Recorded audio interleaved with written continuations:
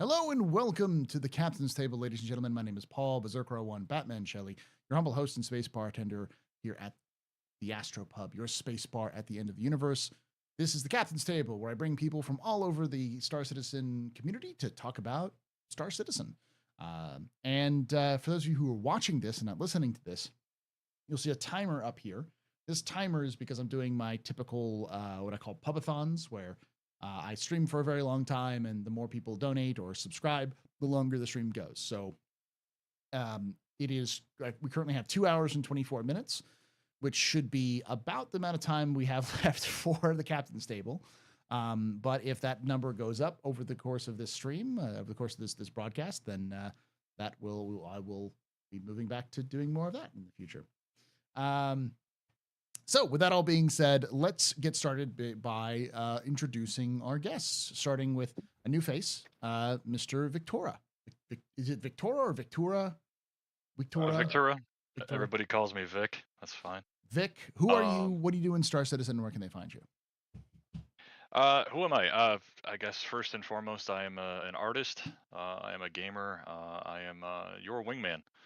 In the verse, essentially, and just overall believer in the project, in Star Citizen's vision for what it can be. As of late, I guess you could say that I'm a less than part-time streamer on Twitch. Okay. You can find me at twitch.tv/Victura. One of the last streams we did, I was painting a 4-foot by 3-foot javelin painting. Oof. I was kind of being the Bob Ross of the universe in a way. Just a happy little size 9, you know. Just a happy little javelin, Yeah. yes. So I mean, certainly a variety streamer in that regard. Sometimes just playing SC, sometimes painting and being creative, sometimes just chatting and hanging out. But over on Twitter, you can find me at Victura_gaming. And yeah, just friend to all, and I see a lot of familiar faces in chat. Well, a lot of familiar call signs in chat, and it's great to be here. And Angry as always, good to see you. Oh yeah, definitely. Sorry. Popper. Yeah. I'm gonna show off real quick. Speaking of wing puppies. Yeah, I have Pavlov's this response. This is a Pavlov response right here. Yeah. One of his paintings. Oh, yep, there it is. I've got to mount it. I've got to like frame it and mount it. So that was one of the fun ones. Dog. Who's the good dog there? Angry? This is my the host. I'm the co-host. He's the star of the show. Anytime I stream, I'm just here to fill in when he's not on the stream. But this is Willy Wonka the Chocolate Lab. My bestest friend. He's a good boy. Second only to my adorable wife, an amazing wife who puts up with all my eccentricity. How do you say that word? Eccentricity. That one. You gotta remember because it's got X in it, so it makes it sound cool. Yeah. But yeah, he's this is my 70-pound Chihuahua, my chocolate Chihuahua. I think they mislabeled. Yeah. And who is the owner of said good boy? Who are you, Angry? Where can they find you?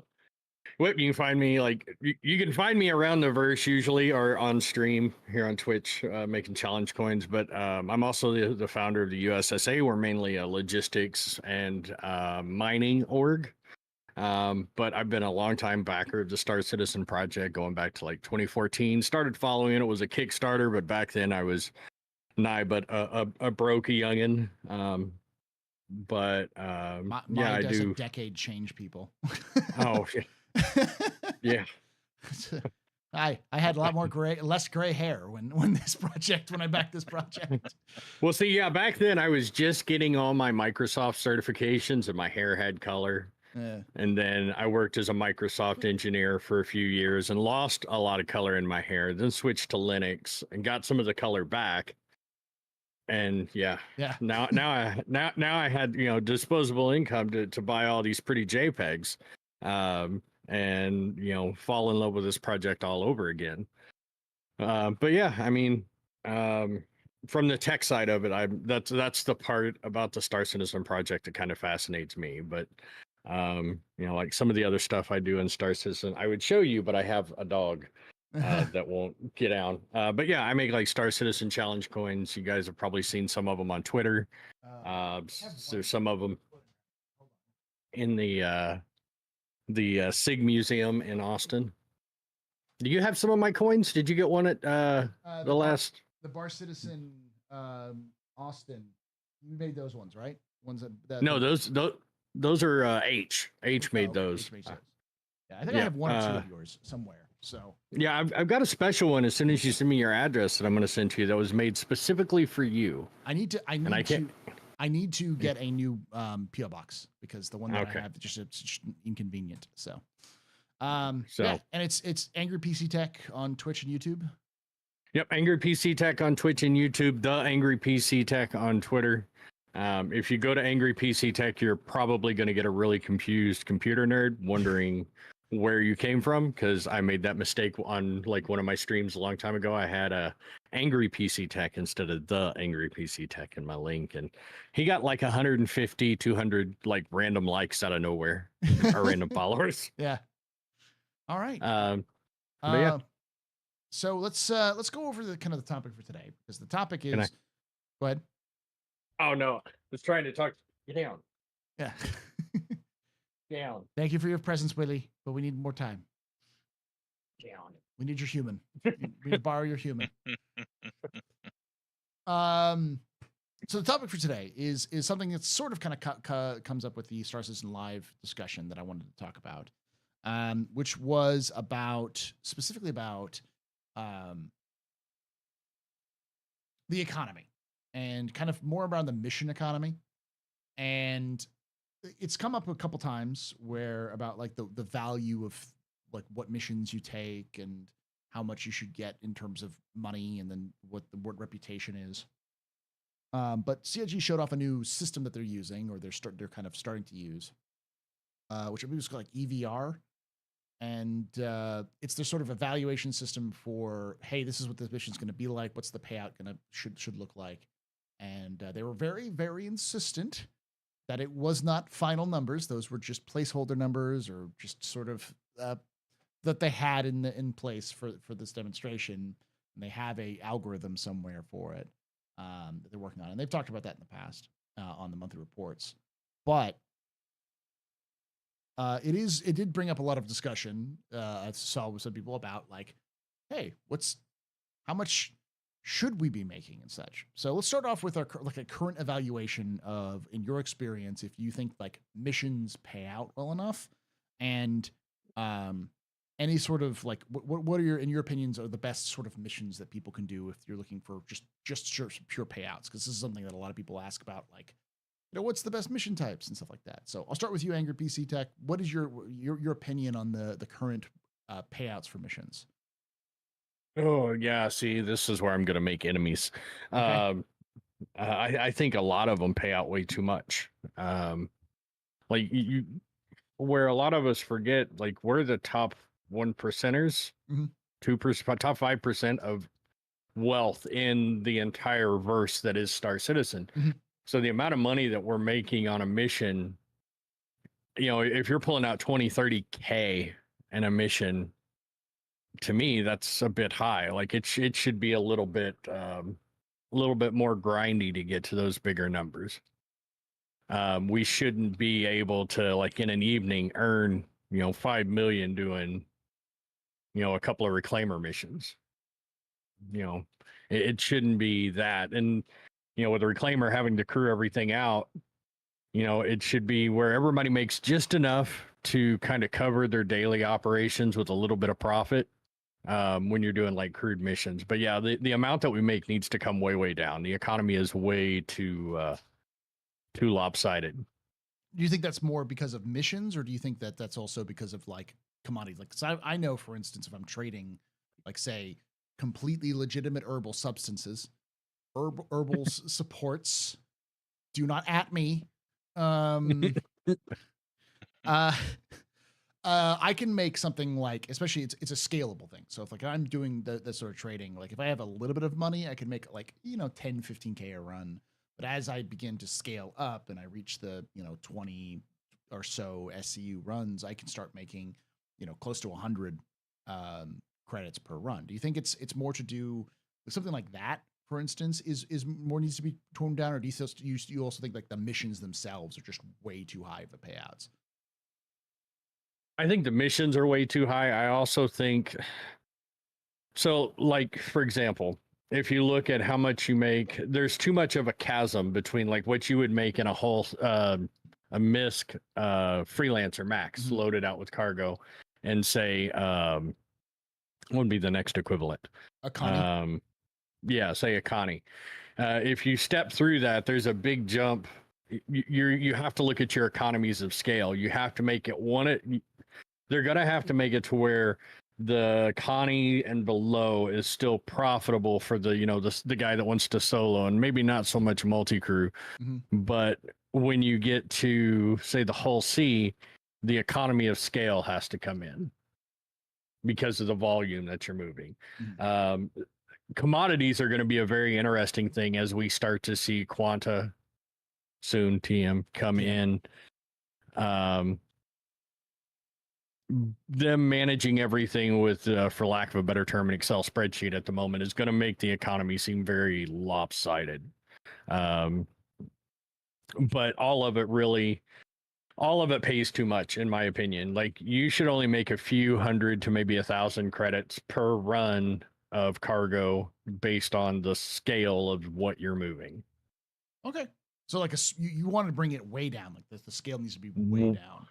Way down. You shouldn't be able to make, unless you're moving like a Hull E worth of freight, you shouldn't be able to make 500,000, $1 million in a single run unless you're doing like Hull C, Hull E, and it's freight that you're buying up and you're stowing.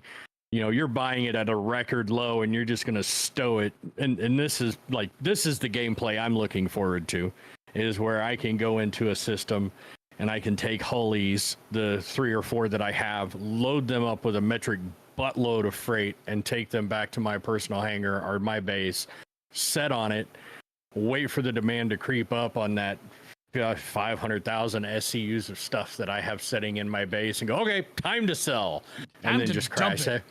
Yeah, we got a bubble, time to pop it. Exactly, and that's where that's what I hope the economy is steering to, is because that's where commodities as a cargo runner and as a logistics, a USSA, that's what my org is, United Space Securities Administration. That's what we do.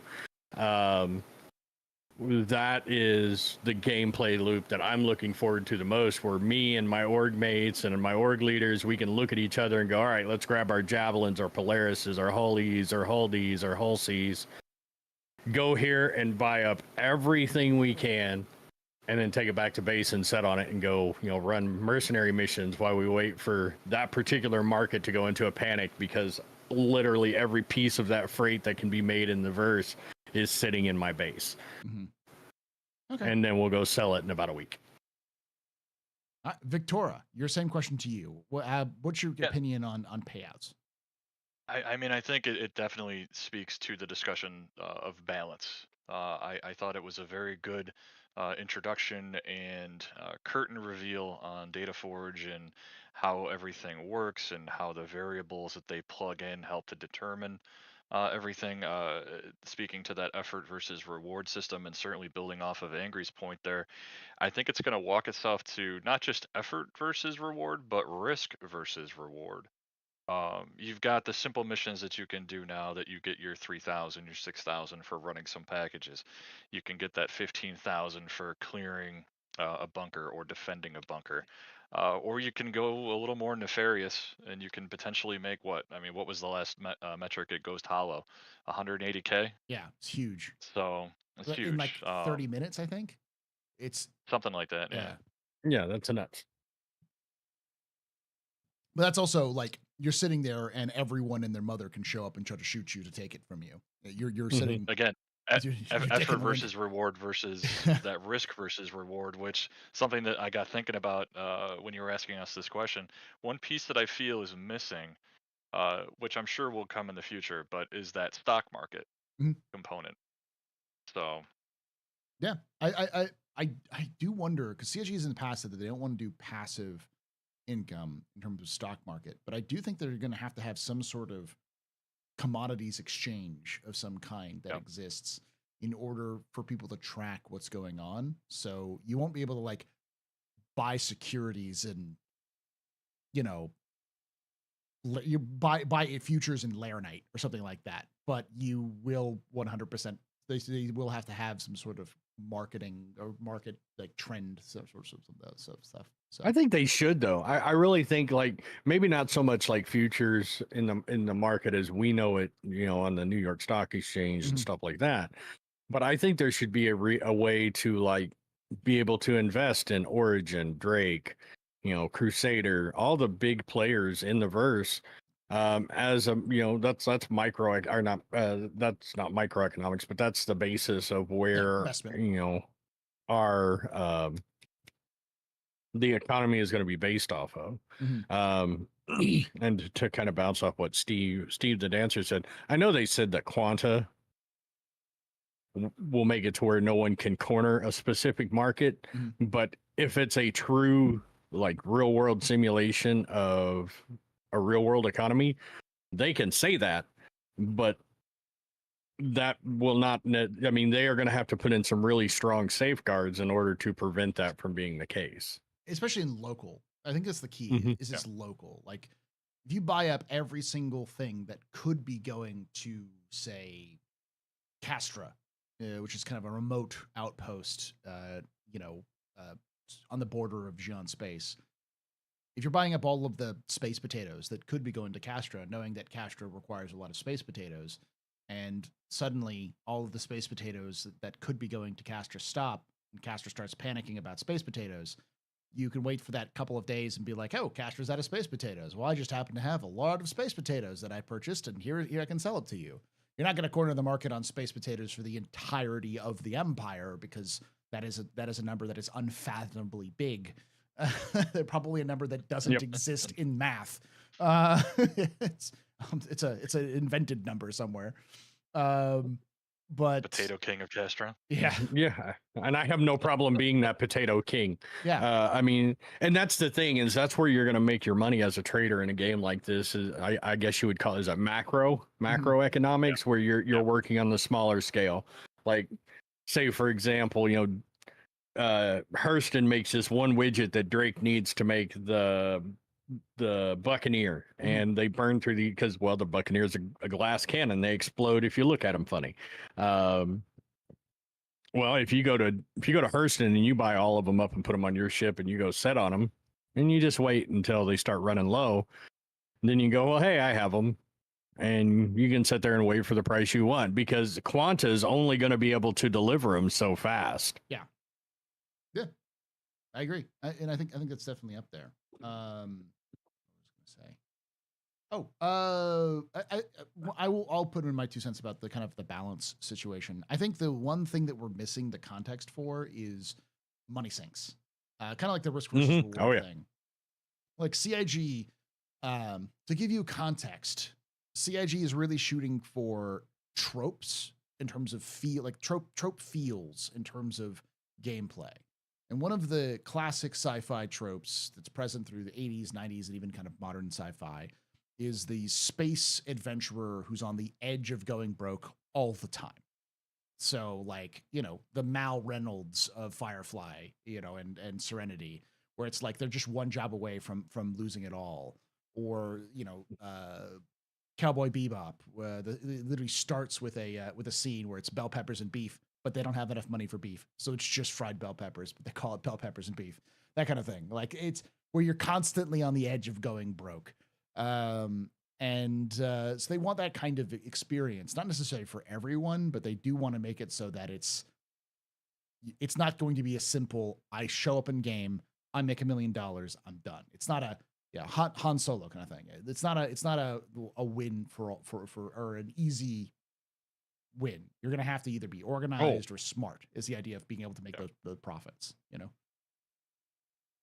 Well, and I agree with you there too. And I didn't even get into, you know, I didn't even think about touching on that side. You know, you're going to have hangar fees, and are we, you know, So that hangar fee, is that going to be per ship? Is that just going to be for our one hangar? Are we going to have to pay a fee for every ship to be stored on every station that we have ships stored at?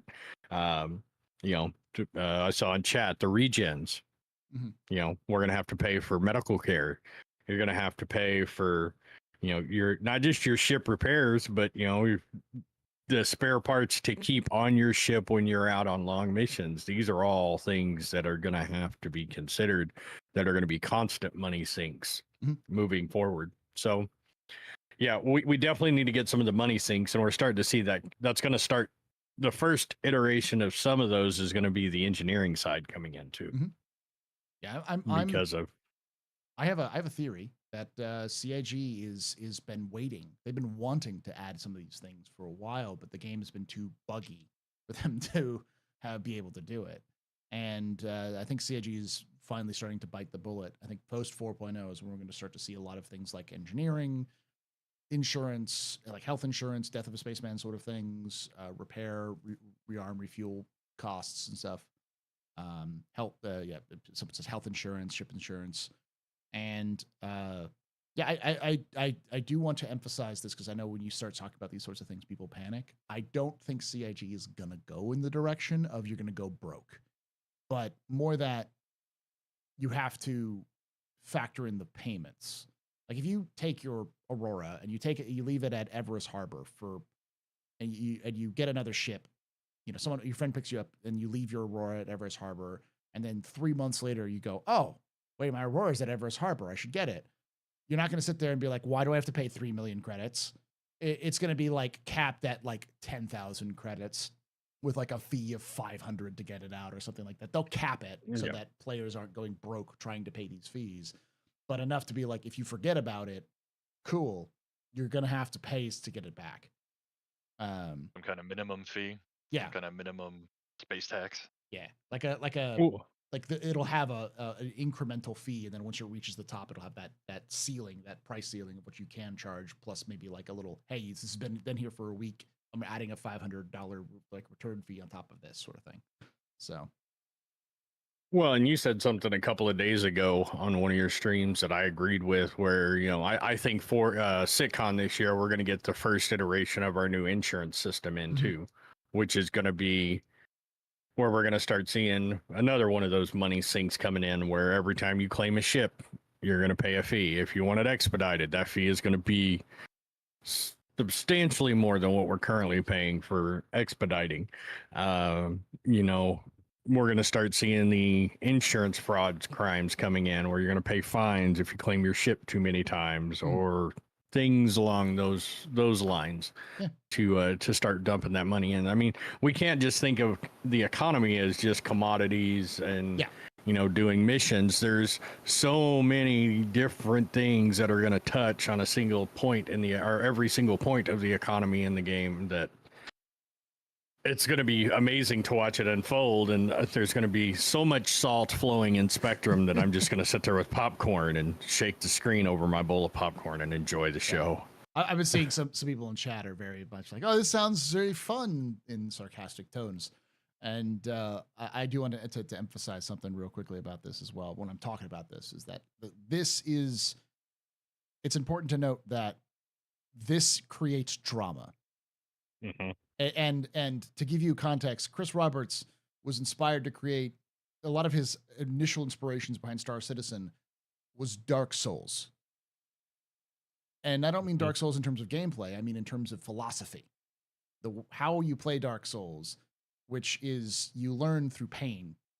You learn through messing up and failing and having to come back. But Chris thought it was a little too dilemma. harsh. Yeah. He said it was a little too harsh. So he wanted to like make it a little bit less harsh, but he still wanted that sort of idea. And that's and I think that sort of direction to emphasize is more of Star Citizen is going to make you be good and get good and make you play the game. It's not going to hand you the keys and say, here's a theme park, have fun. It's more like giving you the keys and going, see you back here in about 5 minutes when you die because you do something stupid. And then, you know, you learn, oh, I'm not going to do that again because it's stupid. And, you know, after a while, you pick up on the ideas of what you do and what you don't do without it being so punishing. You lose everything. Which is why things I mean, go ahead. I was going to say, case in point, you know, even the tutorial that they have you play now, I can tell you the number of new players I brought into the game. The first thing they do, you set them in the arrow in the hangar, and the next thing you know, you're watching them bounce off the roof of the hangar going, and what did we learn? Exactly. And you know, that's just kind of part of the I think it's the part of appeal, I think, of a lot of people who play Star Citizen has been the whole throw you the keys, good luck kid kind of situation. And at the same time, I think that's going to be reflective in the payouts. Like, you're going to make money, but you're not going to make money overnight. I think a lot of what we've been seeing now is a way too high of returns because they haven't really bothered by balancing it. And 3.24, which is the next patch coming out, does have some of these commodity, like, I think it has some of the mission balances, but it has some commodity balances as well. So we might see a dramatic drop in earning potential for across the board for Star Citizen before the end of July. So, let alone like something like 4.0. So, like in my opinion, like for example, the 890 jump. The 890 jump should be like a 1 or a 2 year goal in earnings of game, not 2 years of total gameplay, but you're playing the game as often as possible over a 1 or a 2 year period to save up enough credits to buy that ship in game. Yeah. The idea of it being kind of like a long-term goal, you know? Yeah, a very long-term goal. Yeah. Yeah. I'm very quiet versus angry. Okay, I can turn myself up a little bit and turn angry down a little bit. I could turn myself. I've got a knob right here. It's not a big deal. Should have done some more audio chess, but that's fine. All right, so let's go on to the next question, because the other big question comes up about the payouts and stuff like that comes to how much should we be paid and how much should we be paid in reputation? Where's that balance, do you think? And should that be something that happens early on, later?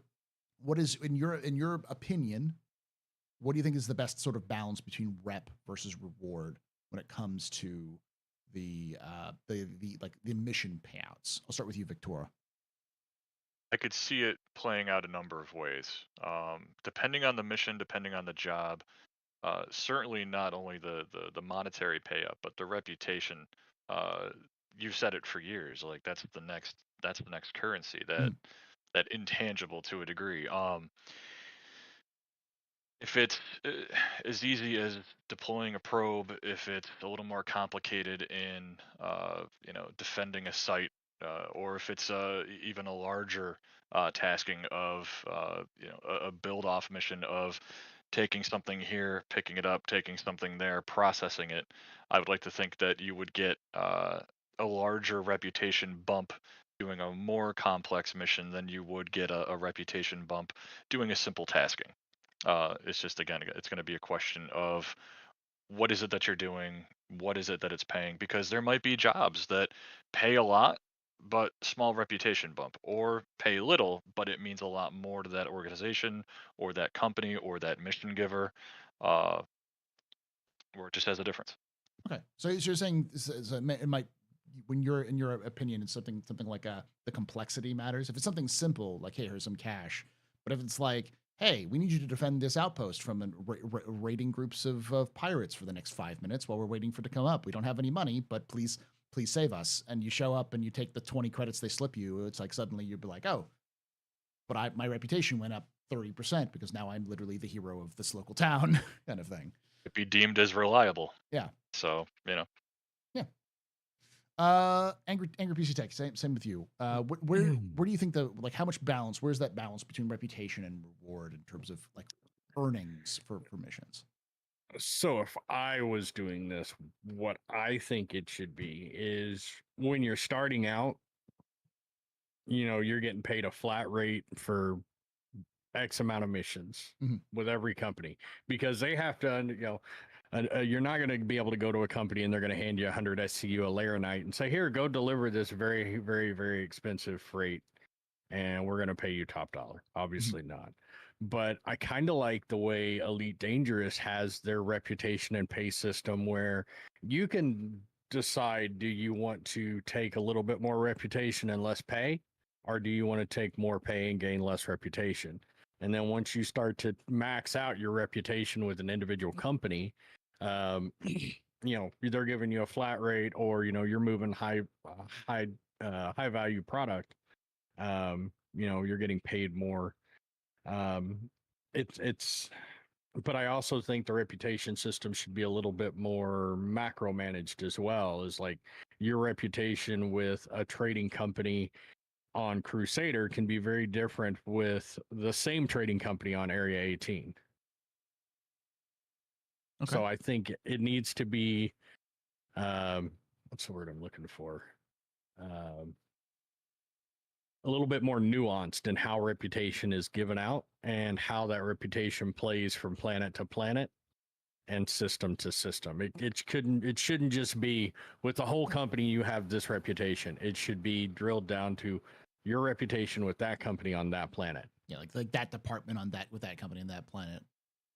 Right, just like in real life, like, for example, like the suppliers that I buy my brass from, I have a few different ones, and the reputation I have with one person at one supply company, if I go to a different branch that handles a different line of material, I don't have a reputation with that individual, so I have to start building a rapport with that individual just to start negotiating better prices with them. You're just like you would deal with in real life. I'm not going to be able to go from, just because I'm good friends with the store manager at the Walmart in my town doesn't mean I'm going to get taken care of the same way at the Walmart in the next town, unless, and I'm using that as a very broad example, but it's the same thing. Like, you're known, but they don't know you. Okay. If that makes sense. Yeah. I didn't even know about that whole, like, you can take a reputation versus like monetary rewards for Elite. That sounds kind of interesting. It's fairly new in the gameplay too, but yeah, you had the option on certain missions where you could take a little bit more rep and a little bit less money. That sounds like a system I'd love to see Star Citizen adopt, or something around that lines, where you can take less money, but if you take less money, you gain more reputation, rather than like a I can choose reputation or money. It's like, I'll take a little less money, and maybe certain groups will be like, this is increasing your reputation, and other groups, it can be like, we don't care, thank you for the discount. Like Hurston might be like, cool, I get a cheap labor, I don't care, I don't Exactly. care about you. But like, you like Crusader might be a little bit more care, be like, oh, this person is reliable, do that kind of thing.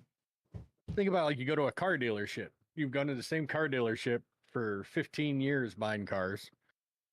Used cars, we'll say used cars. That one guy that you work with, they know you. They're going to take care of you. You're a consistent buyer. Whereas if you go to a different car dealership, you're probably not going to get the same deal on a very similar vehicle as you would at the one you always go to. Are you, like, for example, if I'm quoting a job for some marketing material and they're a new customer, I'm going to throw them a little bit better price to try and entice them to come back. It's that quid pro quo. I'm going to take care of you in hopes that you're going to take care of me a little bit later on down the line. Yeah. And that needs to be, I think that really needs to be implemented in the gameplay loop for it to feel more, not to use that I word, a little bit more immersive. It makes me feel more involved in the transactions. I'll use a different word that I've been using a lot more, which is authentic. Yeah. Not necessarily that it's realistic or that I'm like super immersed, but it feels more like this exists. My brain can logic it. It's like, yeah, I see where this is coming from, Yeah. And there's definitely some risk. There's a risk reward there too, because I think I'd prefer that you don't know how much reputation you get, but know that if you take a less value, you could get a higher reputation boost depending on what you do and who you're doing with, and then of course that could lead to higher payouts down the line or better equipment, which I do want to kind of complex missions. Complex missions, yeah. Like secondary missions, where like you have a primary mission and then there's a secondary mission to it, where the secondary mission doesn't give you a bonus for money, but it will give you a reputation bonus, sort of thing. doesn't pay out money and helps with reputation, maybe they sit there and say, keep whatever you find. Yeah. That might have a value that you can take and go sell. Yeah. Yeah. Exactly. But that kind of leads to the next part, which is there's a kind of a theory, and I would say a discussion about payouts when it comes to reputation payouts. I'll float this this general idea, and feel free to hit me up with more details. And I'll start with you on this one, Angry PC Tech. One of the theories that I've run with, and I've heard a lot of people in the community run with, is that Star Citizen CIG might lock all high-level gear, weapons, components, maybe even ships behind reputation walls. So you have to have a reputation with a very specific company. Like, say, you want to get a Ares, a specific version of the Ares. The only way you're getting that reputation, that is if you have a high reputation with Crusader. That's the only way you can do it. Or you want that F7A Mark II? Cool. You have to have a really high reputation with the UE Navy or Anvil to be able to get access to that purchase. Otherwise, you're not even going to be able, like, not even like they give you a free one. It's like you can't even buy it until you have this high reputation for them to allow them to sell it to you for cash, or like a really good component or really good weapons, that kind of thing. Because this could bring it back to Elite. This is how Elite does it. There are several ships which are locked behind reputation gates where you absolutely have to have a high reputation to even purchase the ships for their specific fleets. So, would you like this idea, or do you think CIG would even do this idea? I'll start with you, Angry. Yes, I think they will. And then they've hinted at it in the past, if I recall correctly. They have hinted at this very thing. I mean, if you remember, all of us that had the F8 unlocked through Concierge, we all got a little bit sad when we found out that it was no longer the reward for completing Squadron.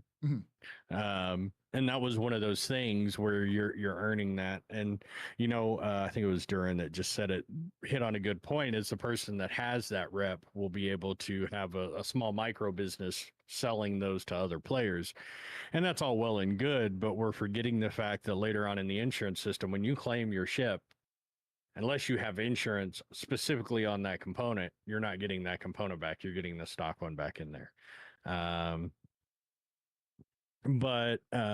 Yeah, I think they will be implementing something like that, as well as other things that will be that are like unannounced that you can't buy other than just earning as a reward from like Crusader, Anvil, Drake, Kovalex, whoever the case may be. There's a whole other scheme of cool rewards that are going to be able to be dispersed just simply from pounding out the reputation.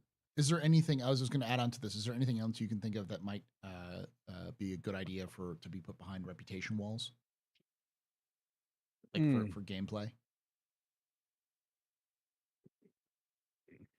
Anything that be put behind. Access to facilities. Yeah, facility access would be one. Services. Another, discounts on services, like when you land at a particular station, being able to, the Joe New guy that comes over here and lands on a pad to refill his Hull C that he just bought bright and shiny during IAE. He's paying, a substantial amount of credits to repair and refuel, whereas you're just pulling up and throwing just a few credits down to get the same amount of service because you have a reputation with the station. Those are all things that can add to it. Or, you go to the dock to unload your cargo, and because you have good reputation built up, the guy just, there's extra cargo that you can buy that was left over from a shipment or stuff that was lost in transit. Fell off the truck. Yeah, fell off the truck that you can, not necessarily being bought through fence, but you can buy it at the cargo center because it's just leftover that was, it had been missing for 4 years and finally showed up in the corner of the warehouse, and now we've got to do something with it. Here, give us a few credits and you can have it. Okay. Those are all cool things that I think could be added in But obviously, way later down the line, not a priority at the moment. But those are cool things that could be added into the reputation system. Based Victoria. off of that, if you're cargo hauling and you're dropping, your shipment, maybe the particular port of call in question moves things along a little faster because you're known. Okay. Maybe You get maybe something like priority. that. You get priority Yeah. Maybe. access. You know? Yeah, like Yeah. to some degree you get gated from some things. I mean, all depending on your stance with a given with the UEE or with the advocacy or with the gangs. Um, if they see that you're skewing this way, again, maybe they either pay you a lower rate or they move a little slower in loading unloading. Maybe they give you a different negotiated fee, rate or fee, or a higher cost. I mean, I can see that that's going to be a lot to take into That's a lot of moving parts all at the same time across the universe there. Yeah, I could see it. It's definitely levers they can pull, and I think CIG Yeah. is really with that one. Is there anything else? Or like, would you agree, or do you disagree on the idea that CIG might or would be okay with them locking a bunch of like high level components and ships and stuff behind reputation walls? Sure. I mean, test it by all means, and if it ends up being effective, keep it. This doesn't preclude players from potentially targeting, disabling a player or Yeah, players that have those components or have those items, and watch your ship get raided, watch your components be taken. You can create a whole other market that way. Give me cool stuff to put in my BMM and sell planetside. yeah. Having the ability to purchase a really like grade A of this specific power plant is you purchasing it, not necessarily you getting it for free. So you can be like, hey, I'll buy 12. Now I can sell them at a marked up discount, a markup rate, because you have to have a reputation with them to do this. So I can sell this for 20% more to players if they want it, sort of thing. I can see that. Yeah, you're probably not gonna be what are we paying, like 400,000 for a TS 400 right now, or not a TS? What is that? The power plant, the size 3. JS. Yeah, the J400 So- rotors. Yeah, You're probably gonna look at that thing probably costing closer to like 1.5 mil, 2.2 mil later on down the line. But yeah, once you unlock the ability to buy it, you're going to pull it. All right, yeah, I'll take 10, 15, 20 of them, whatever the case may be. Throw them on the BMM. I'm going to go to Pyro and land somewhere and offload these at a high rate in that unregulated system so that I can pad the coffers a little bit. I'll be back in 3 days to buy some more. Yeah. So with that risk, as Victoria said, or and if you do that, someone could be like, "It's mine now. This is mine now. I have this." You park your BMM and they walk up and they're like, "This whole thing is ours. All of yours is mine." And if you don't disagree, I've got a gun. You don't, sort of situation. So yeah, that would be an origin move there, Jaded Cynic, reselling origin parts on the secondhand market. That would totally be an origin move. I've always had like, because one of the things that I've always been passionate about is making the events matter and making players want to do the events. Because like, how many times have we done Jump Town or the Xeno Threat or gosh, what else is there? Like Siege of Blockade Orson. Runner. Yeah, now the Blockade Runner. Like we'll be doing these hundreds of times probably over the course of however many years Star Citizen's still alive. And as you do them, if you do them later on, like after you've done it a couple of times, it can lose its luster. I mean, we're talking about how like Jump Town is coming out this next week, and a couple people in chat were like, "I don't care. Like, why would I care about Jump Town right now? There's just like, unless you were really, really in like invested in Jump Town, it's kind of just Jump Town." It's an opportunity for them to expand it. I mean, put some ground-based units on there that are an active denial. Yeah. That are non-players. Maybe you have to raid Jump Town to take over the complex first. But you need to send in air assets as well as ground assets. the side of that too is the three of us, and as well as a lot of players, I'm not trying to exclude them at all. We like those events that are running right now are for the new players that are coming in and have never experienced it. We're all sitting here going, "Oh dear God, the servers are going to suck for the next week." Yeah. but the new people that are experiencing it, for them, it's fun. It's something new. And yeah, we're going to have similar things play out probably in every system, but we do need more diversity in sure. the gameplay loops, and those dynamic events and the rewards that come along with them. And, having the blockade runner running alongside Jump Town might be something kind of fun, but where the blockade runner actually interferes with you coming in and out of Jump Town. Yeah. On either side of it, those would be fun things to kind of spin on top of it. One of the things that I think you can add to it to make them more accessible for players and make them more interesting is reputation. Either reputation bonuses for completing them. For like, say, if you're doing Jump Town and it happens to be in Hurston space, then you get Hurston rep for doing it, or maybe the criminal outlaw org rep when you do it for the criminal side of things. And with like CDF, I've been big on the idea that you just give someone like a flight jacket, and then you can get patches that will then be representative of various campaigns you've been part of. Like, oh, I was part of the Siege of Orison. I've been part of the Xenothreat Incursions or whatever. And so players can kind of build out their own sort of like Ivo's been here sort of things, even small things like that. Like one of the ideas I had, which is kind of patches. You're gonna have a patch board going up to the ceiling. Yeah. Or for your like your habitations, like, have that sort of like that patch board or something like that. Like, hey, this is cool. Or I think it comes down to giving them the choice. Like, yeah, take the side of the gang and help move the drugs, or take the side of the security forces and build your rep that way. Yeah. And one of the ideas I had, which is because I know I would do it, and I think other players would do it, is like if you defended this town through like whatever, either like as a or say like it's like Orison, like Siege of Orison. Like you go to Siege of Orison, you complete Siege of Orison, you can get a reward every time you do it if you complete it, and that reward would be something like a tiny like a toy, as if like hey, this is a remembrance of what you did it, and it's like like the idea that I have in my head is like a tiny child is like, here's your bear, here's my bear, thank you for saving my life, kind of idea. Those sorts of little things, because like there was a situation in Helldivers 2 where one of the options was to save this this hospital in game, or do something else and get a bonus like stratagem. And so the players decided to save the hospital, and so and it's like, why? Because that's what heroes do.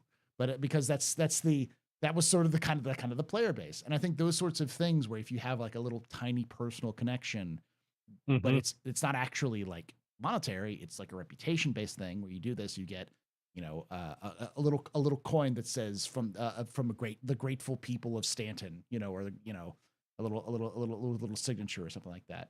The people 2954, 2955, 2956. Yeah. Whichever. Okay, let me add on to that. So we're going to have restaurants and we're going to have bars later on in the game.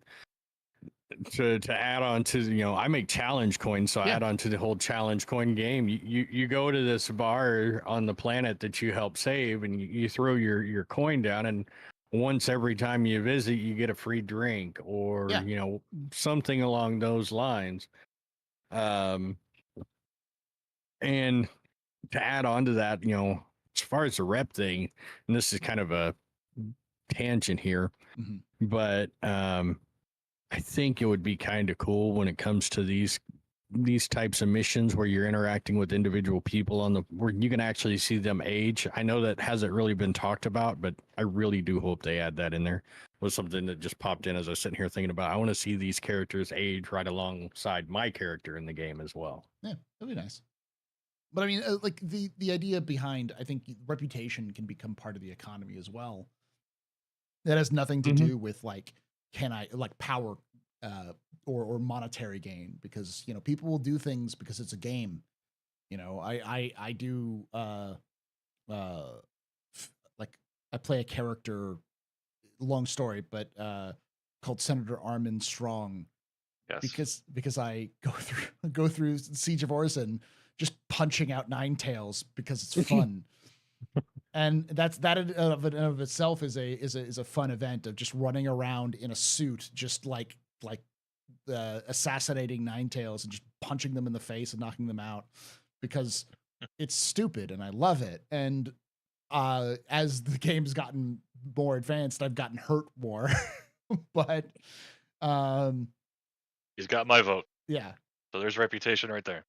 So like that sort of thing is the sort of thing I want to see CIG sort of like promote more in terms of the economy. And I think they can do that with reputation as part of the like economic spheres, just in terms of do things. We want you to do this. So we're going to do this stupid little thing. And we're going to give you a stupid little thing to get it done. Like I can't tell you how many hours I poured into a Xenothreat just to get the Xenothreat chest piece and the helmet.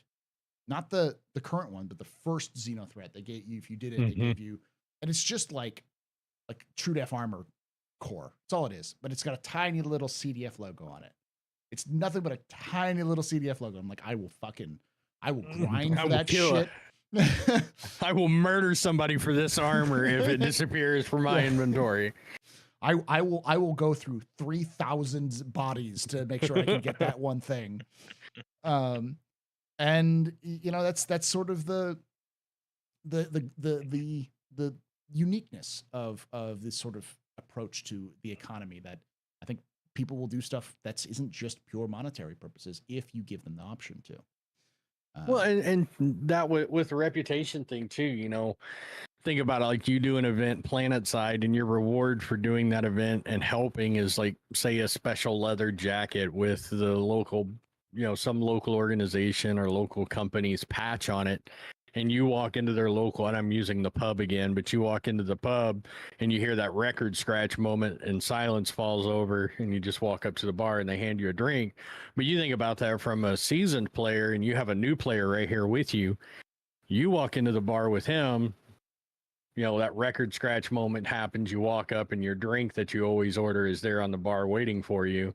And the next time he comes back, that's not going to happen for him. And now he's going to want to do the next mission that comes around or the next call to earn that same reputation to be able to do the same thing. Those things in the game are going to be critical when it comes to earning rep. Yeah. So incentives, you know, and that's what a lot of economics is about. It's about incentives and trying to get people to do incentives for the right, for reasons and sort of things. And in a video game, you want them to play, you want them to enjoy themselves. We'll finish this off the discussion and move on to the question and answer session. But the last discussion, I'll start with you on this one, Victoria, is if you had the ear of CIG, and you had one thing you could suggest to them around the economy in terms of how to keep the economy balanced, what would it be? I would just say probably just diversifying the missions and expanding them out to new and different things that we don't have yet. One of those being VIP transport, or not even VIPs, just standard citizens. I know that the executive class ship for transit is coming. I know the Starliner is still a ways out.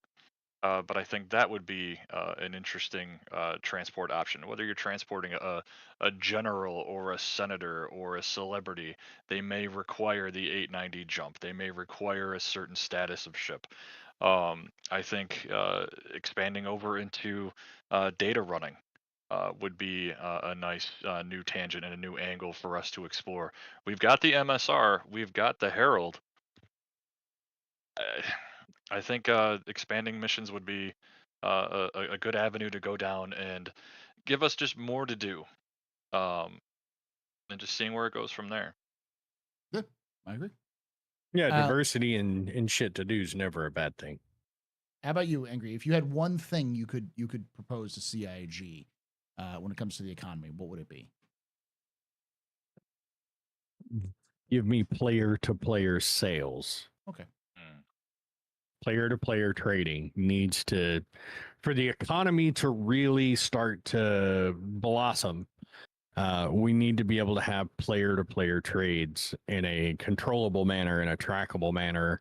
You know, being able to buy and sell ships, trade ships that we purchased in game, not the ones that are permanently part of our hangar. But if I go to Lorville and I buy a hammerhead that I no longer have a need for and I don't want it in my inventory or in my hangar list anymore, I should be able to sell it to somebody for pennies on the dollar just so I can get it out of my hangar.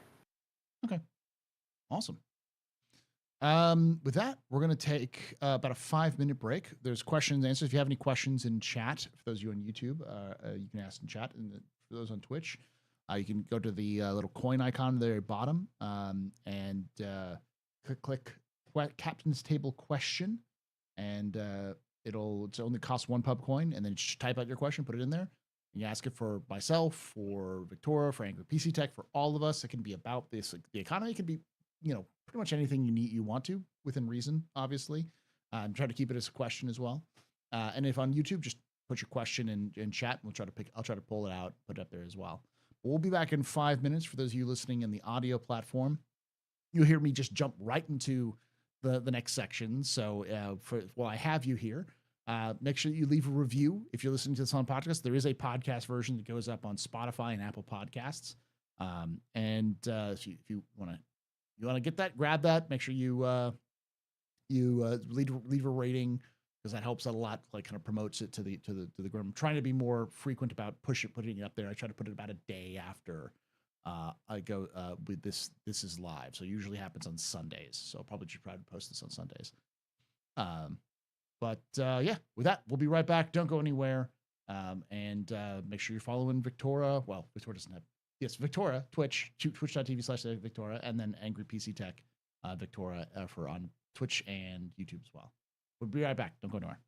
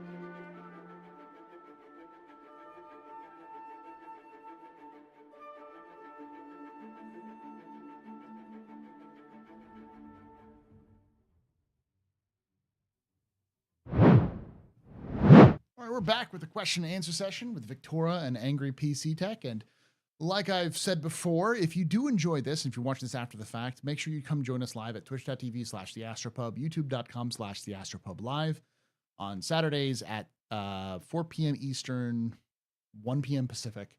Love to have you come on. We kind of moved it a little bit earlier, so those of you in Europe are only staying up until like 2 in the morning to watch this rather than staying up till 4. So, and if you're watching this after the fact, make sure you hit that subscribe button on YouTube.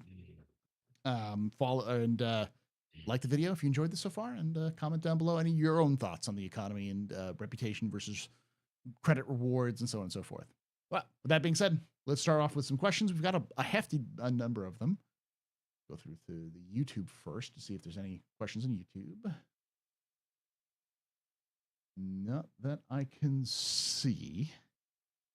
So let's start with the Twitch. First question comes from Steve the Dancer, who asks, how would you change the price of QT and hydrogen fuel? Victoria.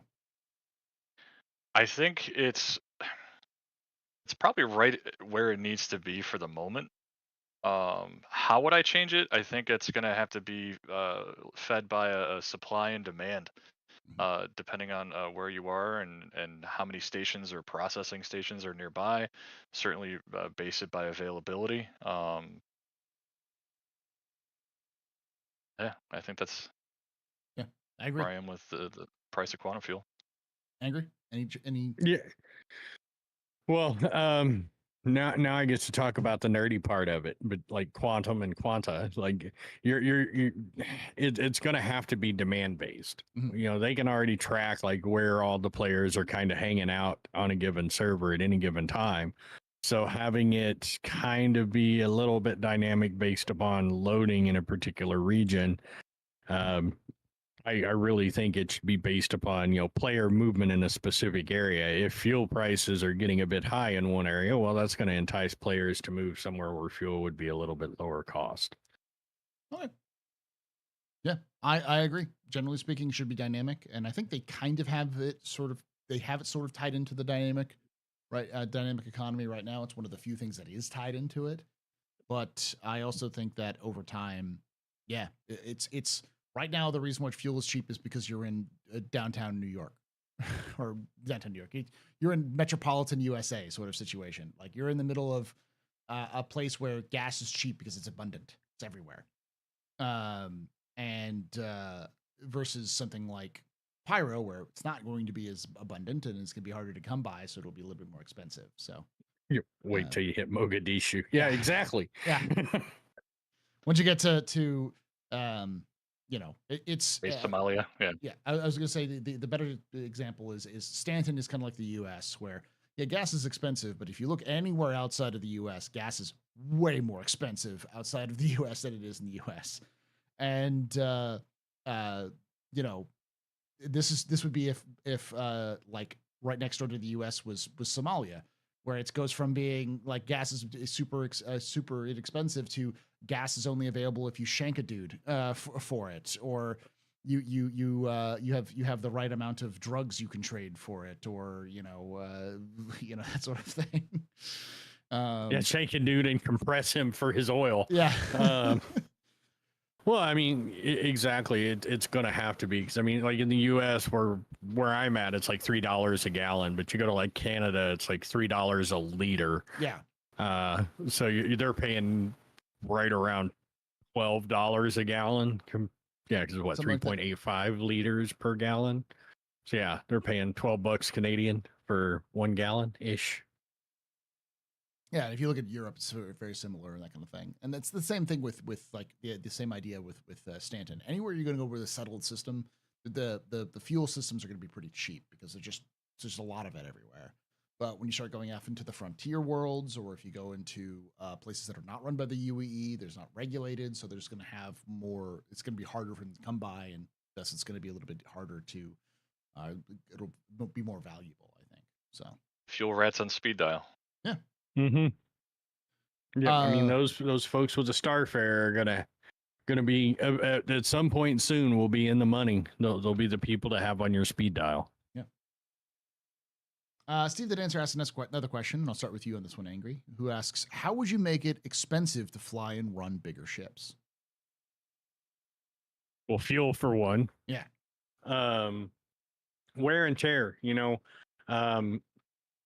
as someone who operates equipment that is on varying sizes and scale, the bigger the equipment, the quicker it wears out because you have more mass, more moving parts, more drag, more wear and tear, and bigger pieces that are failing. So, you're going to have more fuses. You're going to have more wear on your engines, more wear on your power plants. It's going to take more people to operate on them or to make them operate. You're not going to be able to solo a Polaris. I mean, good luck if you try, but those are all things that are going to make it more expensive to just fly it, not even talk about hangering it. So, those things are definitely it's all going to add up. I mean, there's just so many variables that come into it. Keeping an Aurora running is obviously going to be way, way cheaper than keeping a Polaris, an Idris, or a Javelin running. Steve saying AstroPub can't use NPC or players as to why to operate. People will try. Okay, so NPCs are going to be expensive to hire compared to players because a player is going to say, I'm here to have fun, and they might be your friends, or they maybe make some money. But the NPCs are going to be drama queens because if you don't give them the right food or the right like something to drink or a place to sleep or rub their back in the right way, then they're just going to have a complaint. The right air hockey table or pool table. Yeah. They're gonna. Are you telling me I'm gonna have a ship full of millennials? Yes, you're gonna have a ship full. You're worse. You're gonna have a ship full of alphas. Oh Lord! Open the airlocks and dump the air shields. Turn the gravity generator off. Vegan imp. No. I will dump them on Hurston in the middle of nowhere. We'll see how. Yeah, no. I do think a lot of people think that they can just abuse NPCs because it's just NPCs. It's like CAG is going to make them like they will rebel. Like you will have a situation where like they will mutiny you and kill you on your own ship if you mistreat them. I take mutiny very seriously. Yeah.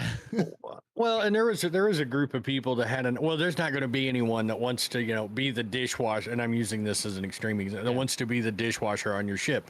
Bullshit. Anyone that's played any RPGTA server knows that the most mundane, stupid job, there will be somebody that wants to do that on your ship. Yeah.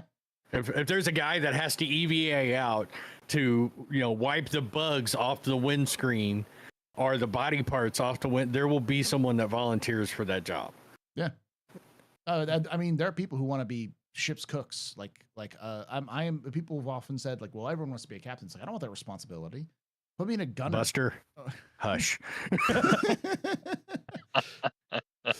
I'm on the edge. PC and I are probably around the same age. So, but yeah, we're both on the edge. Yeah, people want to be the cooks. Like I'm perfectly fine. Give me a tractor beam and I'll load and unload stuff. I'll look at a scanner and be like, ooh, fancy life forms and stuff like that. Like, don't make me captain of a ship. I'll make stupid decisions. I'll get everyone killed, and I'll do it for the content or just for fun. Oh, 100%. Yeah. Like I can guarantee. Like Renox is another friend of mine who streams. We've already talked about. All right, you're going to get on one side of a space station. I'm going to get on the other side of a space station with our Polarises, and we're going to pinch it in the middle and watch what happens. Yeah. I mean, and just for the heck of it, just for the fun. So I mean, I can't wait, and it's going to be a fun ride. But NPCs are going to be expensive. Players are going to be expensive, and you're going to have some players that are going to be like, you don't got to worry about paying me. I'm just here for the experience. I'm here to have fun. Yeah. So it's going to be advantageous to have, your buddy, being an engineer. Just because he's good at being an engineer and he enjoys that gameplay, he's not worried about making money. He goes, anywhere I want to go, you'll take me. So fine, let's do that. Mm-hmm. How about you, Victoria? How would you manage like larger ships? It's certainly going to be like Angry was leading to. It's burn rate, it's consumption, it's maintenance, it's operational. It's all going to be a challenge. You're definitely going to need that crew, whether it's human, whether it's NPC, which is going to again speak to that point of you're going to have to probably have a deep pocket if you want to take a large ship in the deep space. So whether that's you as a single player that can facilitate that, or whether it's you as an org that decides to take on that challenge, yeah, I certainly would not recommend soloing a capital ship or a large class endeavor out in the black on your own. Yeah, I think there's a number of things that can be done, and I think all of them are going to affect. Well, I mean, look at right now. Look at 890 jump. How much does it cost to refuel an 890 jump from empty for quantum Like a or million? or hydrogen? It takes it's like $1 million minimum. And an 890 is slightly smaller than an Idris. And an Idris is probably won't be as efficient fuel wise as the 890 is. No, but it'll have bigger tanks because it's going to have a longer runtime. Yeah. So you're going to have a much larger costs. Like when you got to fill that thing up, it's going to cost you maybe 4 times as much money just to fill up an Idris from empty. Yeah, you'll go a little bit longer, but you're still going to have to pay that price every time you have to refuel. You're not even factoring in the booze or the hors d'oeuvres yet. So. Yeah. well, and and to quote Family Guy, and they're going to charge you per laser fire. Every time you fire that laser, it costs you a credit. Yeah. Well, what I'm saying is efficient is in terms like the 890 is probably more efficient than the Idris, because the Idris is a 500-year-old ship, and it's probably been updated every so often. But it's the military; they can just throw credits at it and it'll be fine. They don't have to be crayons. All you have to do is make them purple in color, and they'll eat them, Dell.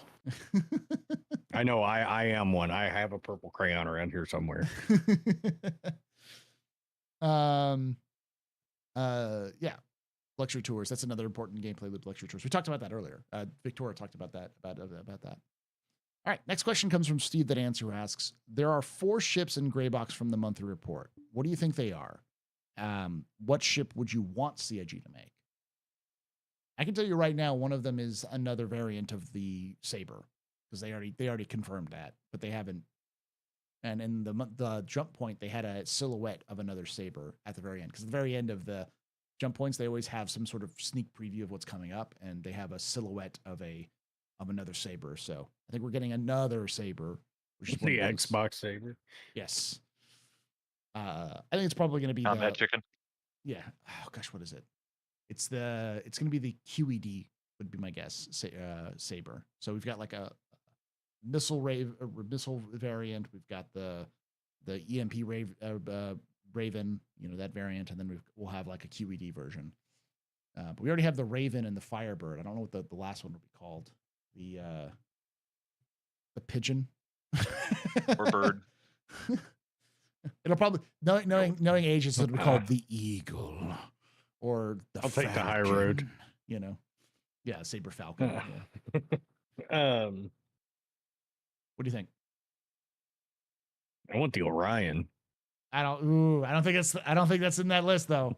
You think that's in that list? I doubt it. If it's in that list, I will, I'll be hella shocked. But probably going to be the Fat Fury. Mm-hmm. The Polaris is out of gray box. What's the other one? Wait, we have another mining ship coming that we haven't seen yet. The one for Invictus. Yeah, that we voted on. No, we have. Did we? Yeah. Oh no, yeah, that was the I can't remember the name of it. It's been old. It's an old mining thing. The Erastra. Yeah. That could be. Is that still in gray box? I don't even think it's made it to gray box. We're talking about like white box stuff. So like that's probably not even in white box yet. Okay. Yeah, white box. That's right. Yeah, probably the Fat Fury. Mm-hmm. Like you said, the Saber. I'm trying to think of what else. It's gonna be some. I can tell you, there's a rumor. The rumor is the Crusader starter. That Crusader is going to get a starter ship. That's We 3. have a, Because there's that weird like Polaris looking thing, but it's small. It's like small. Yeah, I like the- think the I'm wondering if Dorito. that's gonna be like a smaller anvil, uh, like another larger mid to larger size anvil ship. Because if you look at it, it kind of looks like it's got those turny wings like a carrack. Hmm. So yeah, like Dell's saying, an anvil cutlass. I think that's if I were a betting man, I think I would put my money on that. Yeah, because Anvil doesn't really have a medium ship outside of, like, I guess technically the Hurricane, but that's really, it's not really medium. Oh, It's a anyway. small. I think it's gonna be more Zeus size, to be honest. Okay. And yeah, that's the Zeus. yeah, I would agree with that. The medium large sort of bridge there. That's one of those things that we don't have a lot of. And Anvil doesn't have anything in around that. They go like fighters and then Carrack. And it's like fighters, Crucible, then Carrack, and that's it. Yeah, it goes fighter and then pregnant TIE fighter. Yeah. And then Yeah, I mean, that's all I could really think of. anything else, Victoria? Yeah, go ahead. I'm good. Any other ideas for Something that one that I'd like to see. Sure. I would love to see a Anvil drop a capital class ship, like a carrier or a battleship kind of thing. I mean, I've gone from being a fighter guy to right to cap ships. Yeah. Like my heart now is all about large scale, fleet movement. Size matters. Well, Tree 0311 made a great point months ago about there needed to be like that LPD or that San Antonio class warship that had the flexibility. That was again either mid-range or larger size to provide both fleet support or movement if you were doing a fleet action. So yeah. Well, so and here's something to think about too, because there's a lot of people like, well, I want a multi-role ship.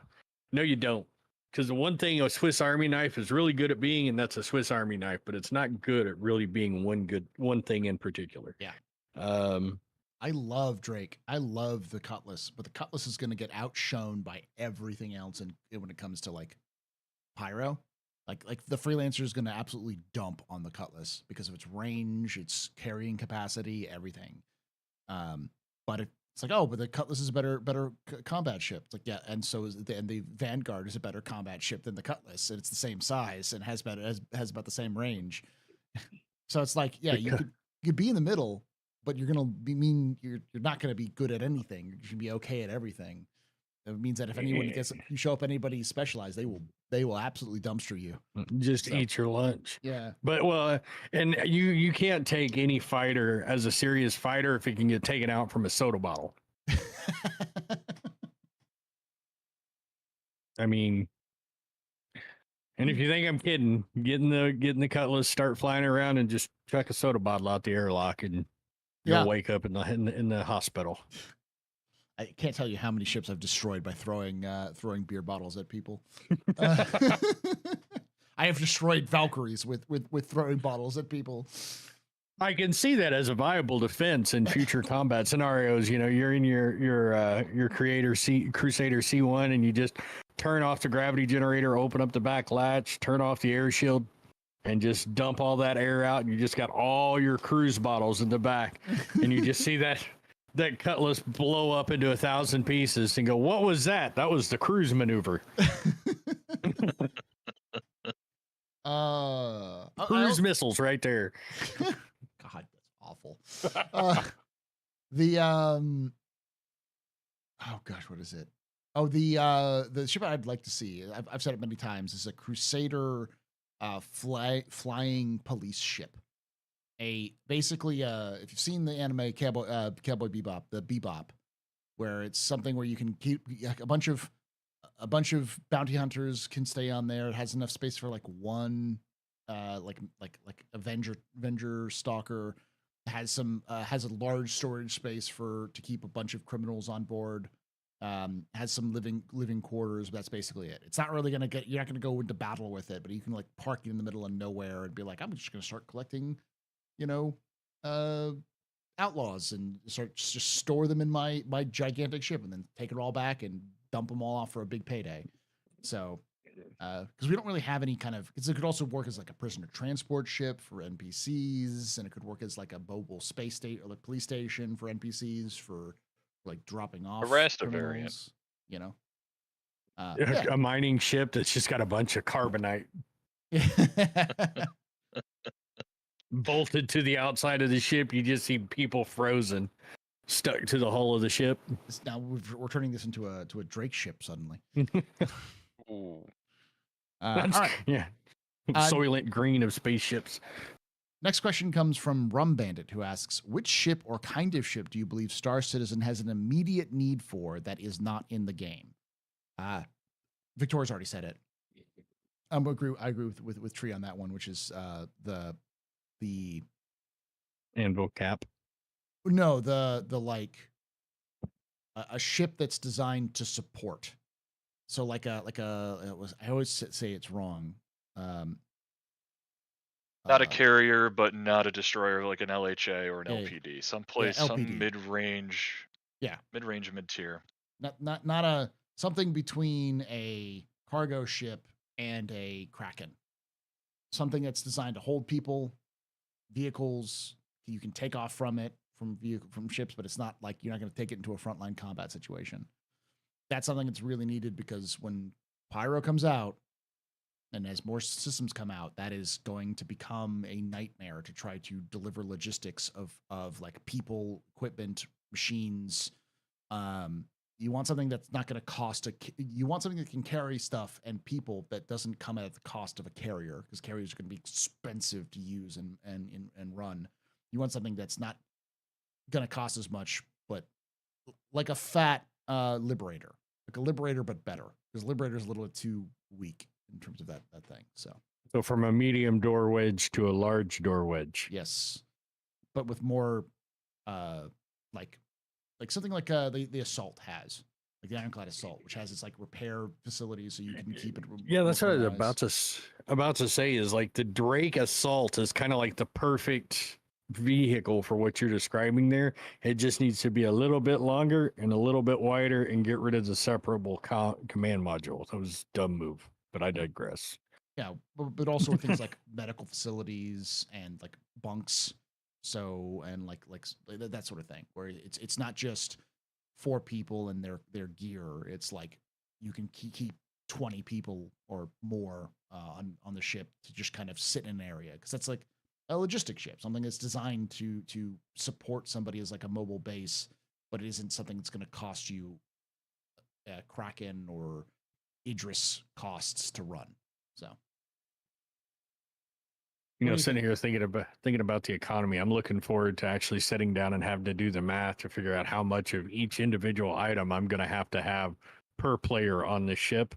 That way I can drill down my cost of operations per day.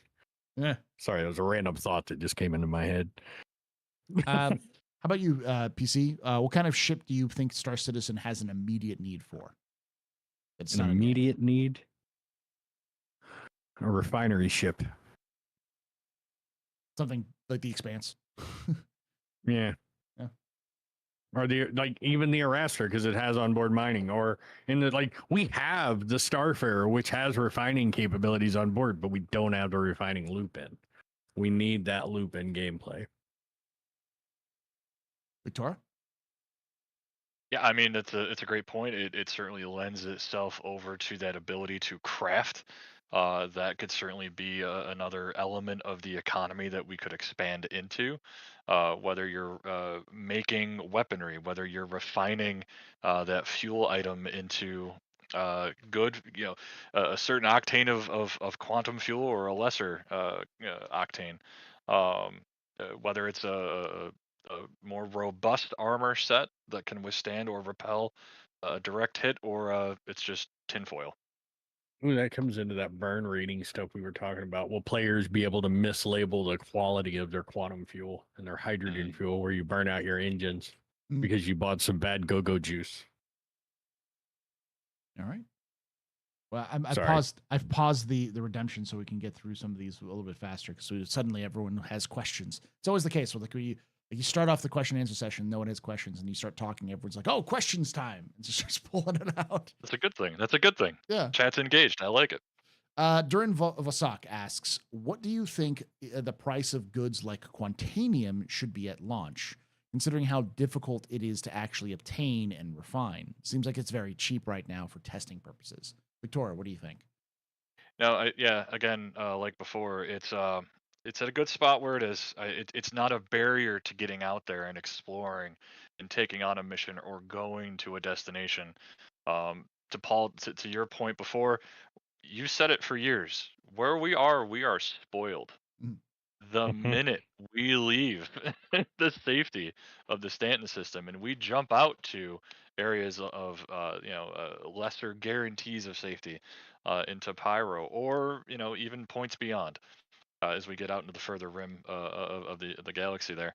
um yeah, like it's going to be that supply demand drive of gas versus ammo versus weapons versus armor versus, I mean, whatever that commodity, whatever that piece is. um I think your environment and your locale is going to drive your ultimate bottom line cost. He kind of adds, does that mean that maybe miners are getting paid too much for Quantanium right now then? Oh yeah, but everyone, I think that comes back to our original discussion. I think all commodities are being paid too much. You're getting way too much money for the commodities you're getting. But I don't know, Victoria, do you think we're getting paid too much? I think it really depends, yes and no. I know that Angry thinks we're getting paid too much, but I don't know. Maybe I'll take a counterpoint, Okay. just for balance on that regard. Because again, it enters that question of time respect to a degree. Mhm. Running and clearing a bunker, like what, 15, 20,000, 55 if you're clearing out drugs, for about 15, 20 minutes. And then some box missions that require pickup and delivery to 3 separate locations that could take you anywhere between, that 15 to 30 minutes, and you get 3,000 or 6,000. Mhm. I don't. I'm taking the bunker mission every time. Just like no different than doing seize the data when that Yeah. one was still available. It was an easy 55, easy 50. You could, whether you were doing solo or with a group, you could clear that in 7 minutes or less once on site. So, I will also add though that I think that it's supply and demand. If you're in a place where bottom line. like where and I think Gin Tonic brings up a good point. It's like empires can't run on expensive stuff. If it's the heart of your empire, you're gonna have to have it cheap. Like we think of gas as expensive, but gas is actually like petroleum products, and petroleum and oil it's the reason why it's being used even today is because it's cheaper than the alternatives. That's part of the whole people trying to push for alternative fuel sources and alternative things, is that the cost of manufacturing and creating transportation that runs on sources that doesn't involve petroleum is still very high, and it's still more efficient to use petroleum, partially because we also have a bunch of resources and stuff like that invested in gas stations and refineries, so that's all of that upfront cost is already done. But oil is still efficient for what it does. That's why it's used. Same with coal. It's not great, but it's still efficient for what it costs to extract and use. I think, well, yeah, it comes down to its energy density. Yeah. And Quantanium is gonna be the same way. It's like if you find oil and you start drilling it, you're probably going to make a lot of money.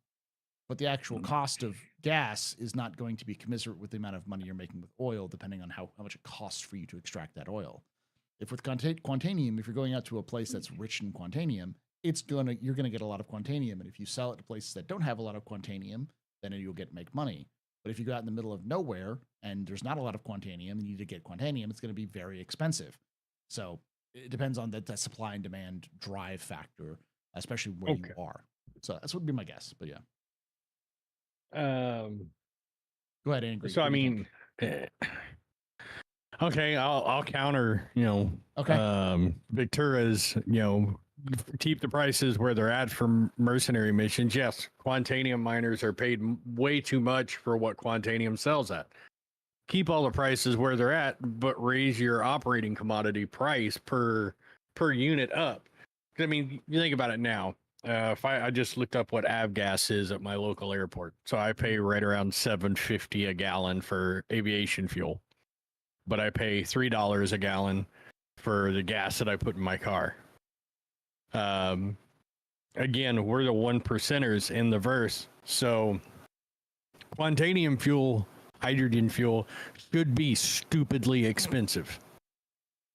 We're not hopping in our Honda to go to the grocery store to buy dinner. Mm-hmm. So it should be restrictively expensive because the vast majority of people in the verse are, you know, that $5 that we pay for a soda, for them, that's, you know, that would be the equivalent of, you know, the 2-liter soda bottle that we buy. It's $1 to a 2-liter or $1 20 ounce. You got to think about those equivalences and the scale of the economy in which our characters live and thrive in.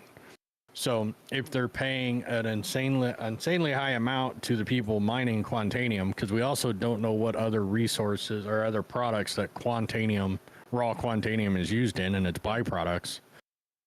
So there may be other things that are coming along that use quantanium other than just ship fuel. Mm-hmm. Yeah. I don't know. And then supply and demand. Yeah, I think we're just getting paid too much money for quantanium. We're getting paid too much money for quantanium. We're getting paid for, but I also think that things like refining should go down in terms of time and but it's also, I think we're getting paid too much for where we are, but I think selling quantanium in like pyro should be really lucrative because you're like, there's not very many facilities that can refine quantanium. So, and it's a rare commodity in the sense that it requires a lot of resources to be able to refine and use as fuel. So, and then you got to talk some sucker into flying quantanium from one system into pyro. Yeah. Well, and the time for yeah, exactly. Well, and the amount of time it takes for quantanium to be refined is strictly because, you know, the 3 refineries that are in Stanton are overworked. Yeah. So you have a backlog of work. But when we have our own refining ships, I can guarantee you when we can do our own refining, that those volumes that the refinery stations are doing will go down substantially. And players will have direct control over quantanium price too, based upon, you know, Joe Schmo's coming up off the planet with a ship full of raw, unstable quantanium. Well, cool. I'll buy it off of him and I'll refine it myself and I'll pay him a flat rate. Mm-hmm. And that's, you know, I think one of the. I think the base of the question is like about balance here, and I think the problem is that we don't have the baseline done.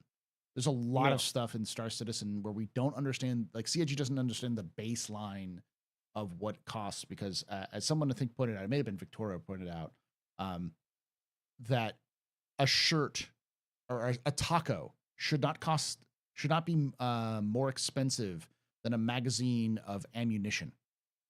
Because if you look at it right now, if you want to go buy a burrito is more expensive than a magazine of P4 AR ammo.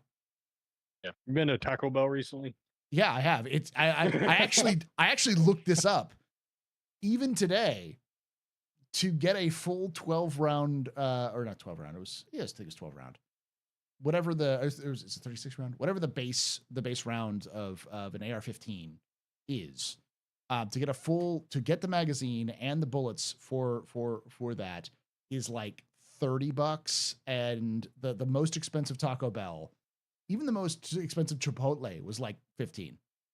And so it's like, there's no way a burrito should cost more money than magazine of ammunition. 30 rounds. What you're telling me though is we're halfway there. So, but that's an example. And I also looked this up. It's like a size 1 gun for a weapon in Star Citizen is 4,000 to 5,000 credits. A heavy backpack is 2,500 credits. There is no way a vacuum sealed backpack, a vacuum rated backpack, is half the cost of a weapon that would be effectively like a Browning M2. That doesn't make any goddamn sense. Well, go ahead. I was gonna say a dress shirt at Apparelli just outside of the bar. It's like 1160, Yeah. and a full magazine is like 20. Yeah. So it's just like, Yeah. Well, and right now the fuel system is the only thing that's really controlled by quantum. I think service beacons are controlled by the quantum system. But what we saw, like, you're gonna be proud of me, Paul. Okay. I did my homework. I watched the SCL again. Thank you. I am proud of you. I'm not disappointed.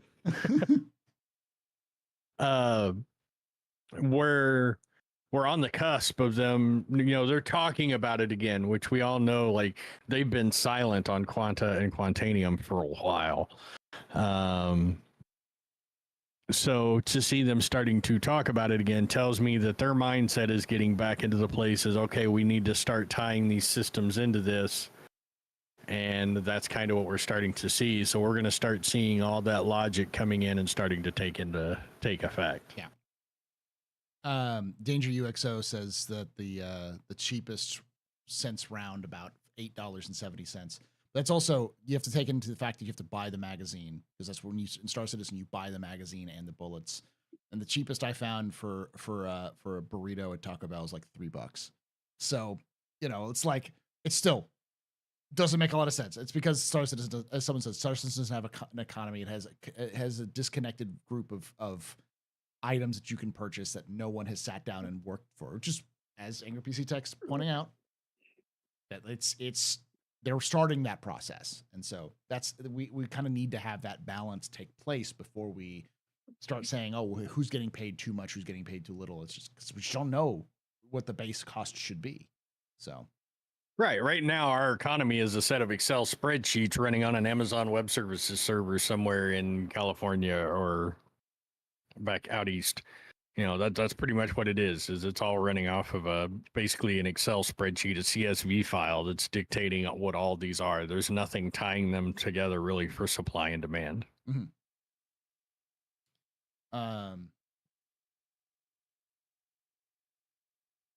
Do we think Tony Z still works for the company? Yes, actually. The Space Tomato had a member of his community who ran into Tony Z in the wild and talked with him and asked him if he still works for them. And he said, yes, he does still work for CIG. So there has been live, real life interactions with Tony Z, who was there. Probably a contractor now. It might be, but it sounds like he was still part of the team.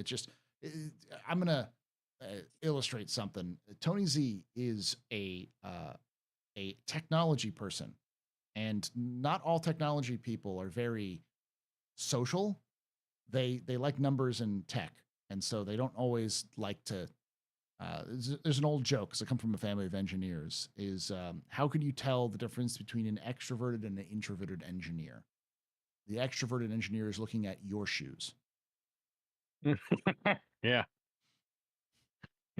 I get that hits a little too close to home.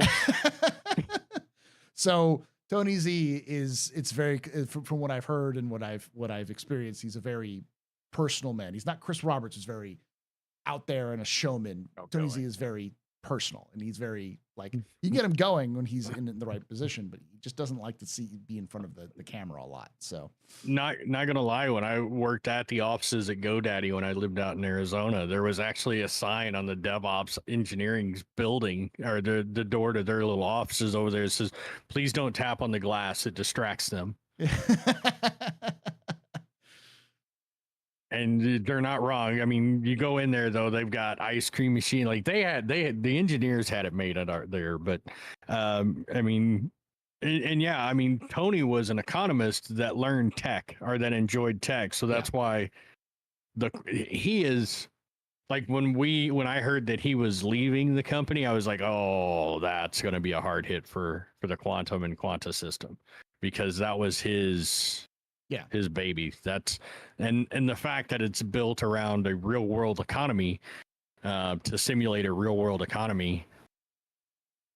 I can't wait to see what it's going to be like when it gets implemented. It's going to be so fun to toy with it. Yeah, and to be clear, he didn't leave the company. It's just a rumor that popped up a while back, and it's persistent. People always bring it up, but because they haven't seen him in a while. But it's like, yes, you don't see him in a while because I thought there was an announcement.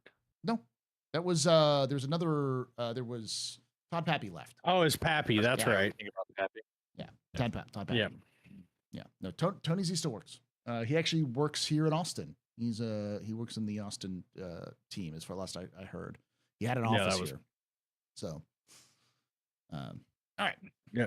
So this question is for Angry PC Tech from Captain No Pants, who asks, many people consider the Elite Dangerous grind to be too arduous. Doing the same thing over and over becomes monotonous quickly. How would you propose CIG change missions to not be too tedious, but still have a good quote-unquote grind? So that is a question that is kind of, I don't want to say lopsided, but it's a question with a couple of different facets. Because the thing with Elite Dangerous is you have a PvE mode, where Star Citizen doesn't. So if something becomes too grindy, what's going to end up happening in Star Citizen? Not right now, but like when we get closer to release and we start getting the Quanta and the Quantum system online, if you're grinding the same trade route over and over, there's a very strong possibility that Quanta is going to start spawning pirates in your path to spice it up a little bit. There's going to be things to break up that monotony. But I will also preface this, or I'll add to this, that if it gets grindy in Star Citizen, it's your own doing. It's a because there's so much more to do. Whereas, the space legs that we got in Elite Dangerous were, stilts wearing overalls. I haven't played Elite Dangerous in a while because, well, my mom told me growing up if I don't have anything nice to say to keep my mouth shut. I'm just gonna stop there. For those of you also saying Paul was really, really quiet, I realized that my mic got reset, so that's why I was quiet. I should be at the right levels now, so hopefully I'm not too quiet. Oh no, you're back. I've got to go turn your your volume down now. Like, oh, there he is. Yeah, so like my Go XLR is lying to me and saying that I'm peaking, but then I look at my audio mixer and it's like I'm at -15. So like I was like, what the hell is going on? I haven't looked at the mixer, but I was looking at everyone else, like everyone else is fine. But yeah. So hopefully you can hear me now. All right, next question comes from Del Einar, who asks, Del Einar, I should say. I've noticed that CIG has a tendency to sending a lot of developers to countries in Asia, China, Korea, etc. for their bar citizens. How massive a market would it be for CIG? And are there any ways that it could entice more Asian players, i.e. more Asian cultural influences, chips, NPCs, locations?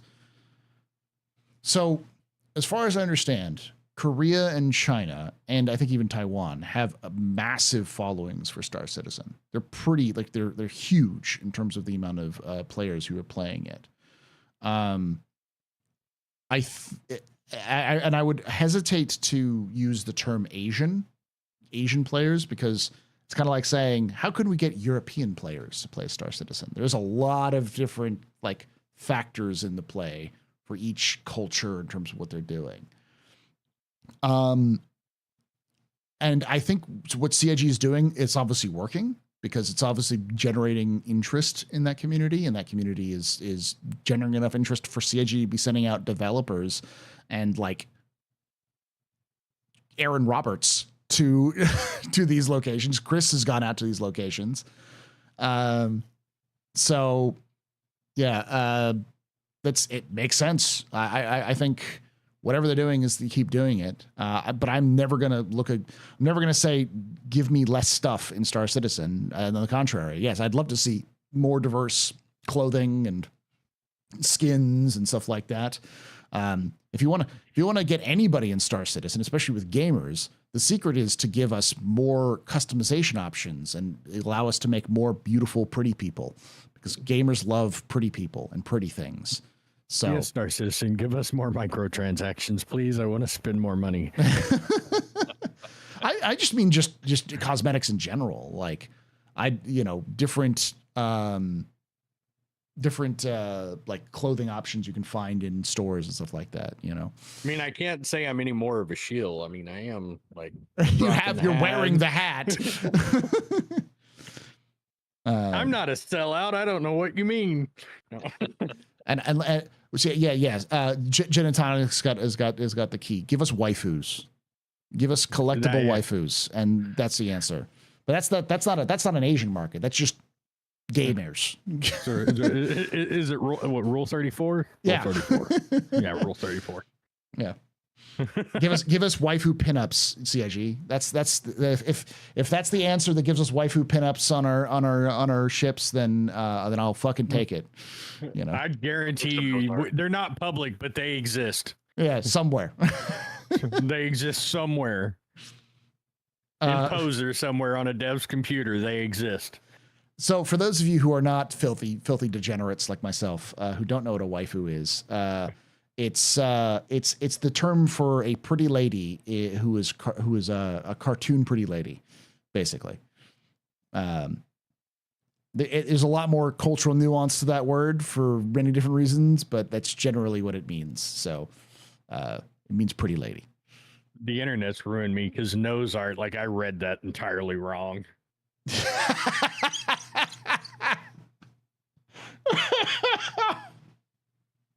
God damn it. I read nose art wrong. Yeah. Oh, Jesus. Next question. I need to go on a vacation. I need to disconnect. The internet has ruined me. And we're walking, and we're walking. All right. Next question comes from Cimarron Shade, who asks, "Who do you think down the line will be the industrial titan? Misk, Argo, or Drake?" Victoria, I'll start with you on this one. Aegis. Aegis. Okay. Oh, I gotta ask why. Oh, they're just. I mean, they're a military manufacturer, hands down. Like I think for industry. If there's anyone that's for though. Well, I think that if there's anyone that's figured out a way to stamp something out in a massive way, I think they could easily come up. I mean, Argo certainly. Don't get me wrong. I would agree with Argo, but I would say that don't leave Aegis out. Aegis already has the reclaimer, but yeah, I guess what you're saying. Yeah. So you're thinking that Aegis is trying to not pigeonhole themselves into the military with the reclaimer and starting to branch out. Well, okay. I mean, I'm just saying, don't leave them out of that list. There's also they also have the Vulcan, which is rearm, repair, refuel. So, see, to me, I just from a military standpoint, I see that as a closed chain loop. You use the reclaimer to get RMC. You take the RMC to the Vulcan. They pretty much are self-sufficient. Kill the bad guy, scrap the bad guy's ship, use the bad guy's ship to repair your ships. Yeah, churn and burn. But then you also have things like, for instance, medical. Right now it's RSI is really the only military ship, and you've got Drake, but that's it. We got Drake and RSI, and that's it. There's no other medical ships. Aegis has got to have a medical ship somewhere, and transport ships. There's only one military transport, which is the technically you could have Miska some holes. There's some whole series in there, but it's almost always just the Hercules, and Aegis has been around a very long time. I'd expect Aegis to have some kind of heavy transport solutions, if not a drop ship of some type. So, it's just weird to see Drake having the best option for a heavy drop ship to drop a bunch of vehicles. It's just a weird idea. No. It's like the military does not use Drake yet. They have the best version. So for now, yeah. Well, I mean, you got I'd agree. So what do you think? Who do you think down the line there, Angry, will be the industrial titan? Misk, Argo, or Drake? Probably say Misk. But I'm kind of a Misk fanboy. Yeah. I like their overall design aesthetic, all except for the mail slot windshield. That shit needs to go away. I always feel like I'm flying a mailbox for some reason. But their design ethos is very utilitarian. and their aesthetic is utilitarian. Like they make everything, fit and finish is good. It's kind of like the Origin version of a Drake ship. It's much more polished, much more refined, but still it's very simple. Yeah, I agree. I would say I'm an Argo and Drake fanboy, but if there's one company that's going to rule the industrial market, it's MISC, just because it's that's what it does. Like it does it does what it says on the tin, and yeah, and the ship's actually made of tin. Like it's what they sell them that way. Yeah. Well, no. Like you go look at it, like they sell one with bare bones. Like look at the Starfare; it's literally it looks like it's the DeLorean of space. Yeah. Same with the Freelancer. The base Freelancer has that chrome outlook. So, and the thing about MISC is that like there are a bunch of ships that MISC sells that we still haven't seen, which are industry based. The Expanse has a refinery. The Odyssey has its own mining ship and refinery, and the Endeavor, which is the Swiss Army knife of industry, and not a Swiss Army knife. It's just a replaceable, And you mark my words. There's going to be a base builder variant coming out of MISC. Yeah. Or a repair vehicle vessel of some kind, because that should be a thing that that MISC will do. I like Argo, but Argo is always Argo is not industry. Argo is support. Flying bricks. Yeah, they support infrastructure. They're infrastructure ships. All of their ships are designed to support some level of established infrastructure. The MPUV moves stuff around and people around. The SRV moves people from being busted to space stations. The raft moves is like a shuttle transport. It's designed to move to and from places which don't have a lot of infrastructure. So it's designed to support or to become mobile infrastructure for a location that might be rural or way out there. But like I don't see Argo as the industry. They're not really industry. They're like international truck, whereas they're like Caterpillar. Caterpillar doesn't build like boilers, but I believe it's is it Mazda? It's based off of like MISC is actually based off of a company that does like cars, but also heavily leverages into heavy industry. Mitsubishi, yeah, it's Mitsubishi Heavy Industries. That's what it's based off of. So, yeah. Diamond Star Motors. All right.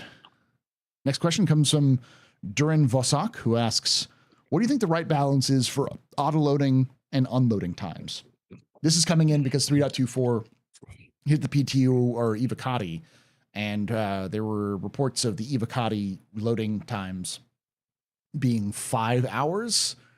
So, which seems excessive in my opinion, but so what do you think the sweet spot is for auto loading and unloading vehicles? I'll start with you there, Angry PC Tech. As someone who grew up in a family of truck drivers, anyone that's ever sat waiting to get loaded or unloaded in a semi truck knows 5 hours is a pretty quick turnaround. Yeah, but for a video game. That's where you just have multiple ships. No, I mean, it has to be realistic in time. Like a Hull C, 3 hours. Yeah. C2, 45 minutes to an hour. But yeah, I mean, they probably need to tone it down a little bit. But again, you could probably load it yourself quicker. Yeah. Victoria? You're gonna pay that penalty for I don't want to say being lazy, but for being lazy. It's for being lazy. Not being a hauler or having a hauler experience in the family. I think I'd have to ask it, like, what are you hauling? How much are you hauling? Are there safety concerns in regard to the load in question? I've always thought that the way that they're doing it is a little flawed. I always hoped or thought that the way the space stations are right now, they've got that extension Mhm. off the backside of the orbital platforms there. I almost feel like there should be a separate orbital pylon area. And if you've got a hull series ship, you could almost pull up to it like you would be going through a car wash, where the station itself would be configured so it would auto grab you once you get down the chute, and Mhm. then you pull in and you park, and like whatever is on the arms will either laser it off, tug it off, or then put whatever the next load is that's going on onto the spindle, onto the arms, and then just send you out and through. Mhm. As far as onload offload times, 5 hours does seem excessive. Again, I think that also harkens back to our question of time respect. Mhm. Um, so I mean, try it out. Start, do a patch where it takes 2 hours. Do a patch where it takes 60 minutes. Mhm. Find improvements and adjust, and I don't know, just give it a try. Someone was clarifying that it was 5 hours for a C2, which then again, that does sound excessive because like you can unload a ship and load a ship very quickly even with like large crates pretty easily. Yeah. I'll give the capitalist sales guy answer. Buy more C2s. Yeah, just get more ships and do it that way. That's all you gotta do. That's the no. Yeah, no. A C2 shouldn't take 5 hours. 45 minutes tops for a C2. It depends on a lot of different factors, like how many people and that kind of stuff. But Yeah. it should still. I agree that it should still take long enough so that if you want to take that lazy route, it's going to cost you time. Like you're going to like oh, it takes 45 minutes to load up, or like 30 minutes to load up. I guarantee you, people will complain at 30 minutes because they're like, it takes 30 minutes to load up. It's like, but it'll take you 5 minutes to load it yourself. You're just being lazy. Well, the C2 is the largest cargo ship we have that can still be manually loaded right now. Yeah. So I mean, we're here to play a game. Play the game. Call up your freight, throw it in the ship, and yeah, if you don't like the auto load time, don't auto load. You know, play the game. But like, if a C2 is 3 hours, that tells me a whole C is going to be like around 5 hours. Mm-hmm. It's actually 5 hours for the C2. Or like 7 to 8 hours. Sorry. Mm-hmm. Actually, probably longer, probably close to 10. But I also think that time should be based upon, how many other ships are getting auto loaded right now. Mm-hmm. Like there has to be crew factors in place there because they don't have an infinite number of bodies, quote unquote, loading your ship. Yeah. And I was going to say, are we in space? Are we down on the surface? I believe this is going to be. Yeah, I think this is only for surface because I don't think you can auto load on stations. So, and it's not on outposts and stuff like that. It's your personal hangar is the only way you can auto load. Or it might be able, because I don't know how I don't know if you can access ships through the elevator in non-personal hangars. I will test it on Monday. Yeah, when it comes out, we'll figure it out. But in 10 hours of actual in-game, and you can log in and start load. Yes, that's how the refinery system works. It'll be in real life time. So like, you load it and go to bed and wake up back up, and it's loaded up, sort of thing.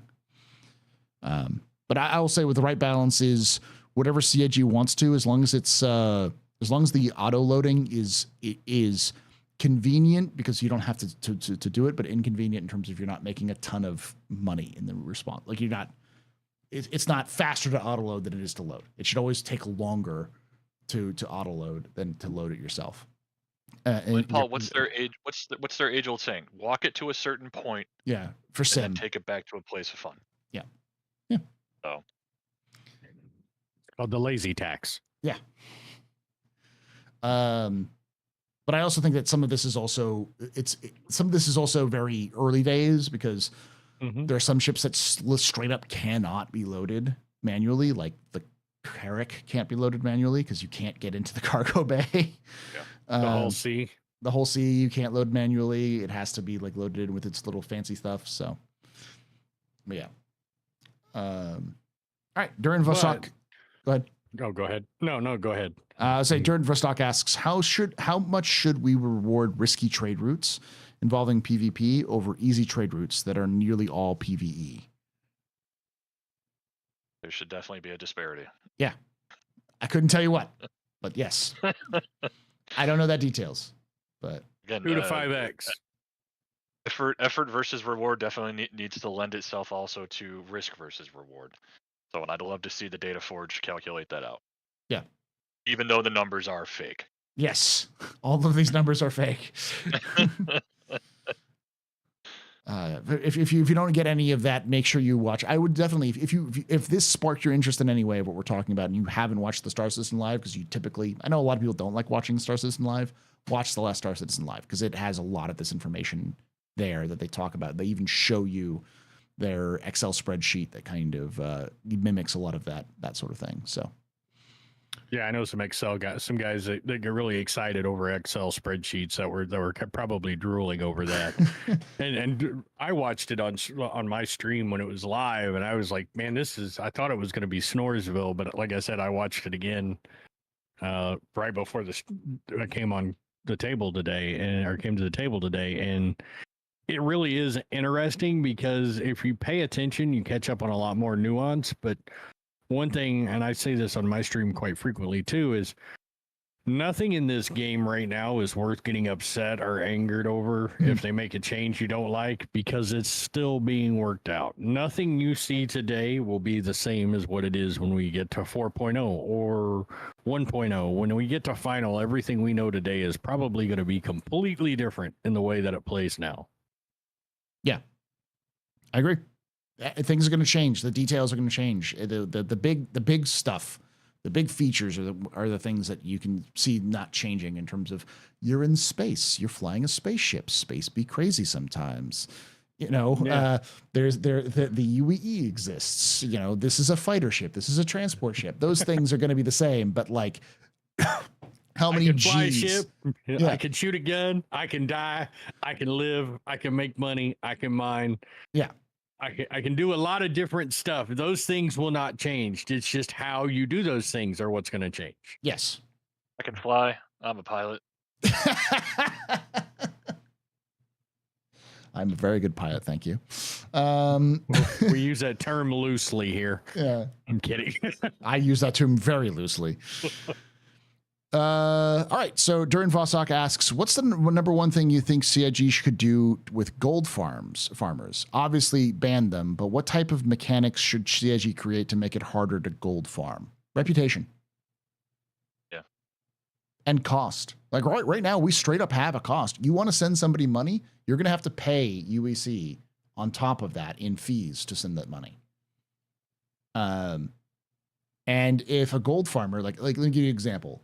I am a murder hobo. I just want to cause chaos, but I don't have any, because of that, I can't land anywhere and get any kind of money or do any sort of missions, but I still want to make money. So I call up my I go online, I go to a gold farmer website and I make a deal with them and I pay them money and they send me some UBC so that I can keep doing this. Well, that gold farmer just sent to the video game equivalent of sending money to a terrorist organization.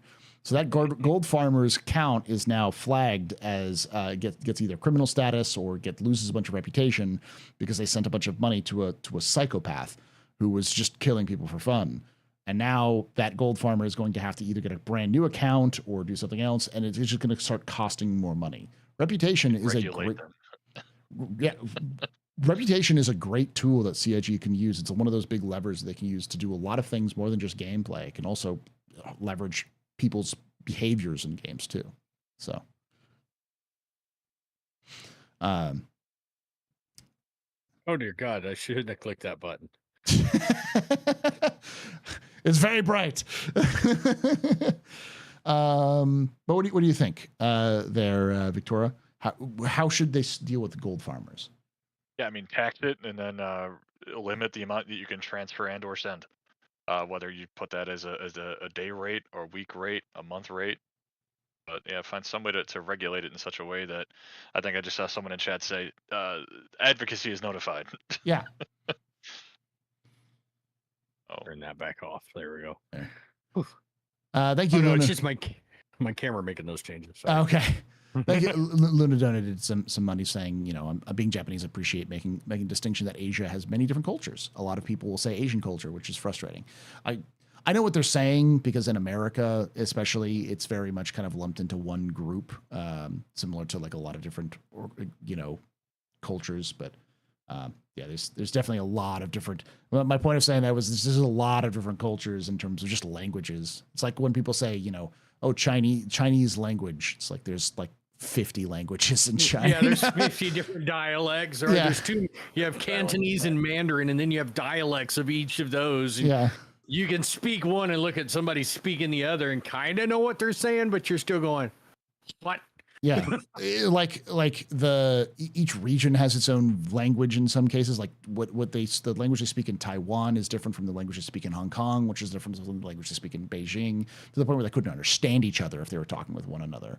The way I like to compare it is, it's like if you just said Scandinavian, but Scandinavia has like 5 different languages that they speak, and sometimes like people who speak the same language in the same country can't understand one another. You know, there's a famous video at one point of a guy who speaks fluent Danish going into a to a shop to buy something in a Danish shop, and the person who's behind the desk is Danish, and they can't understand each other in terms of what they're talking about. Take someone from Louisiana and drop him in downtown New York City and just watch. Yeah. Take somebody in Tennessee and drop them into downtown Dallas and have them talk with each other. Sometimes they won't understand what the fuck they're saying, and they're from the same region, generally speaking. I mean, no, Tennessee is 45 minutes that way, and I can tell you now, there's people that come over here from that side of Tennessee, and I'm looking at them going, huh? What the fuck? Yeah. All right, Boomhauer, slow down. Let's try this again.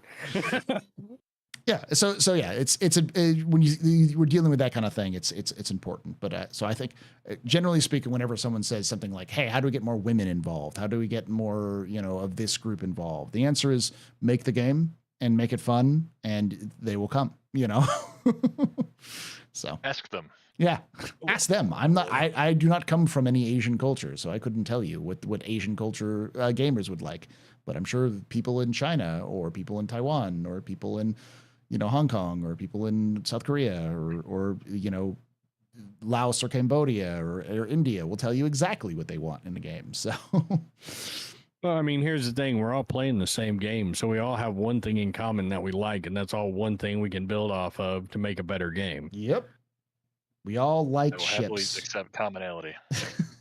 We all like giving Chris Roberts money. That's our one commonality. We all like to pay Chris Roberts' mortgage. Chris, I got a gift for you. What gift can I have next? I agree. I'll ask the same question with this. What's the number one thing you think CIG could do with gold farmers? Don't change anything. Just track it. Okay. Just do your, like, every 6 months, like, all they have to do now. And there's things like you were talking about where you could tie it to rep, where, say, for example, you're a terrorist. I send money to you. All right, I'm a terroristic sympathizer. I get flagged for that. That negatively affects my reputation.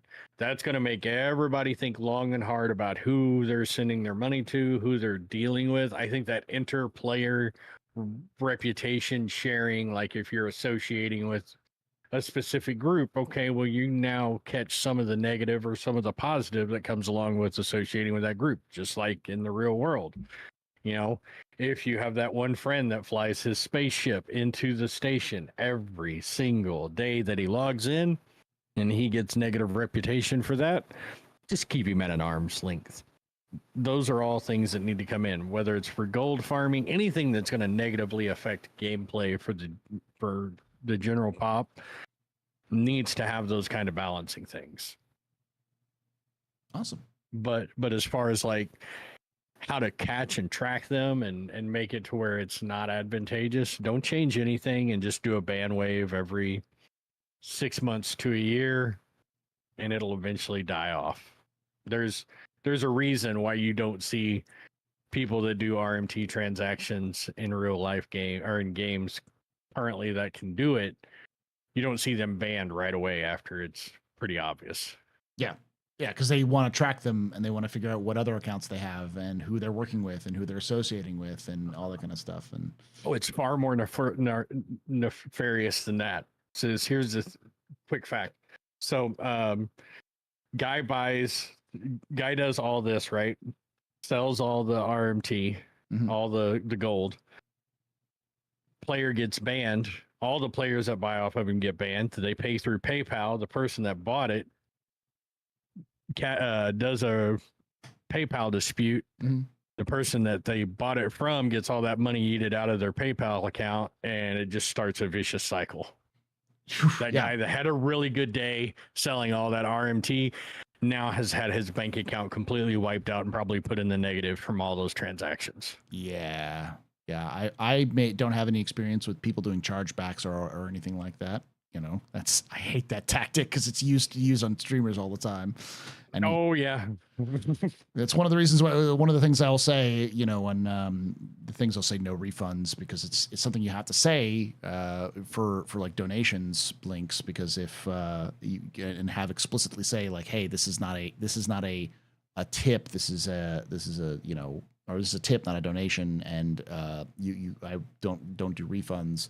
Because when if somebody does a chargeback on you, you have to go to PayPal. You have to like challenge it, and you have to have evidence that they knew that this ahead of time, and it's a pain in the ass. But it's done a lot. So, and comment on what Time said, it is part of their terms of service already that it's against the rules. Yes, it's one of the reasons why they temporarily suspended like all of the people who are duping 600 accounts for 3 months.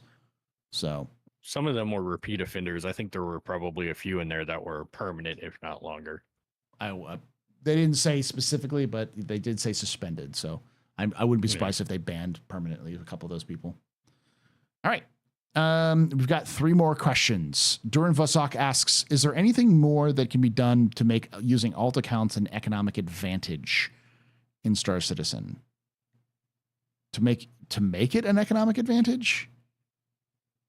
I don't think CIG wants people to have alts to make an economic advantage. Well, I don't think they block multi-boxing. I don't think they frown on it. TOS does say you can't have more than one account. And I think they do multi-box ban in the TOS. I have multiple accounts because I use them for 0 to hero, and I think it's technically a TOS violation, but I skate by because, you know, I don't go against the spirit of the rule rather than the letter of the rule. And a lot of people who do that sort of alternate accounts things, the same sort of thing. But yeah. Well, yeah, I think along the same lines you're saying there, where it's the letter versus the intent. It all boils down to what's your intent with the alt. Yeah.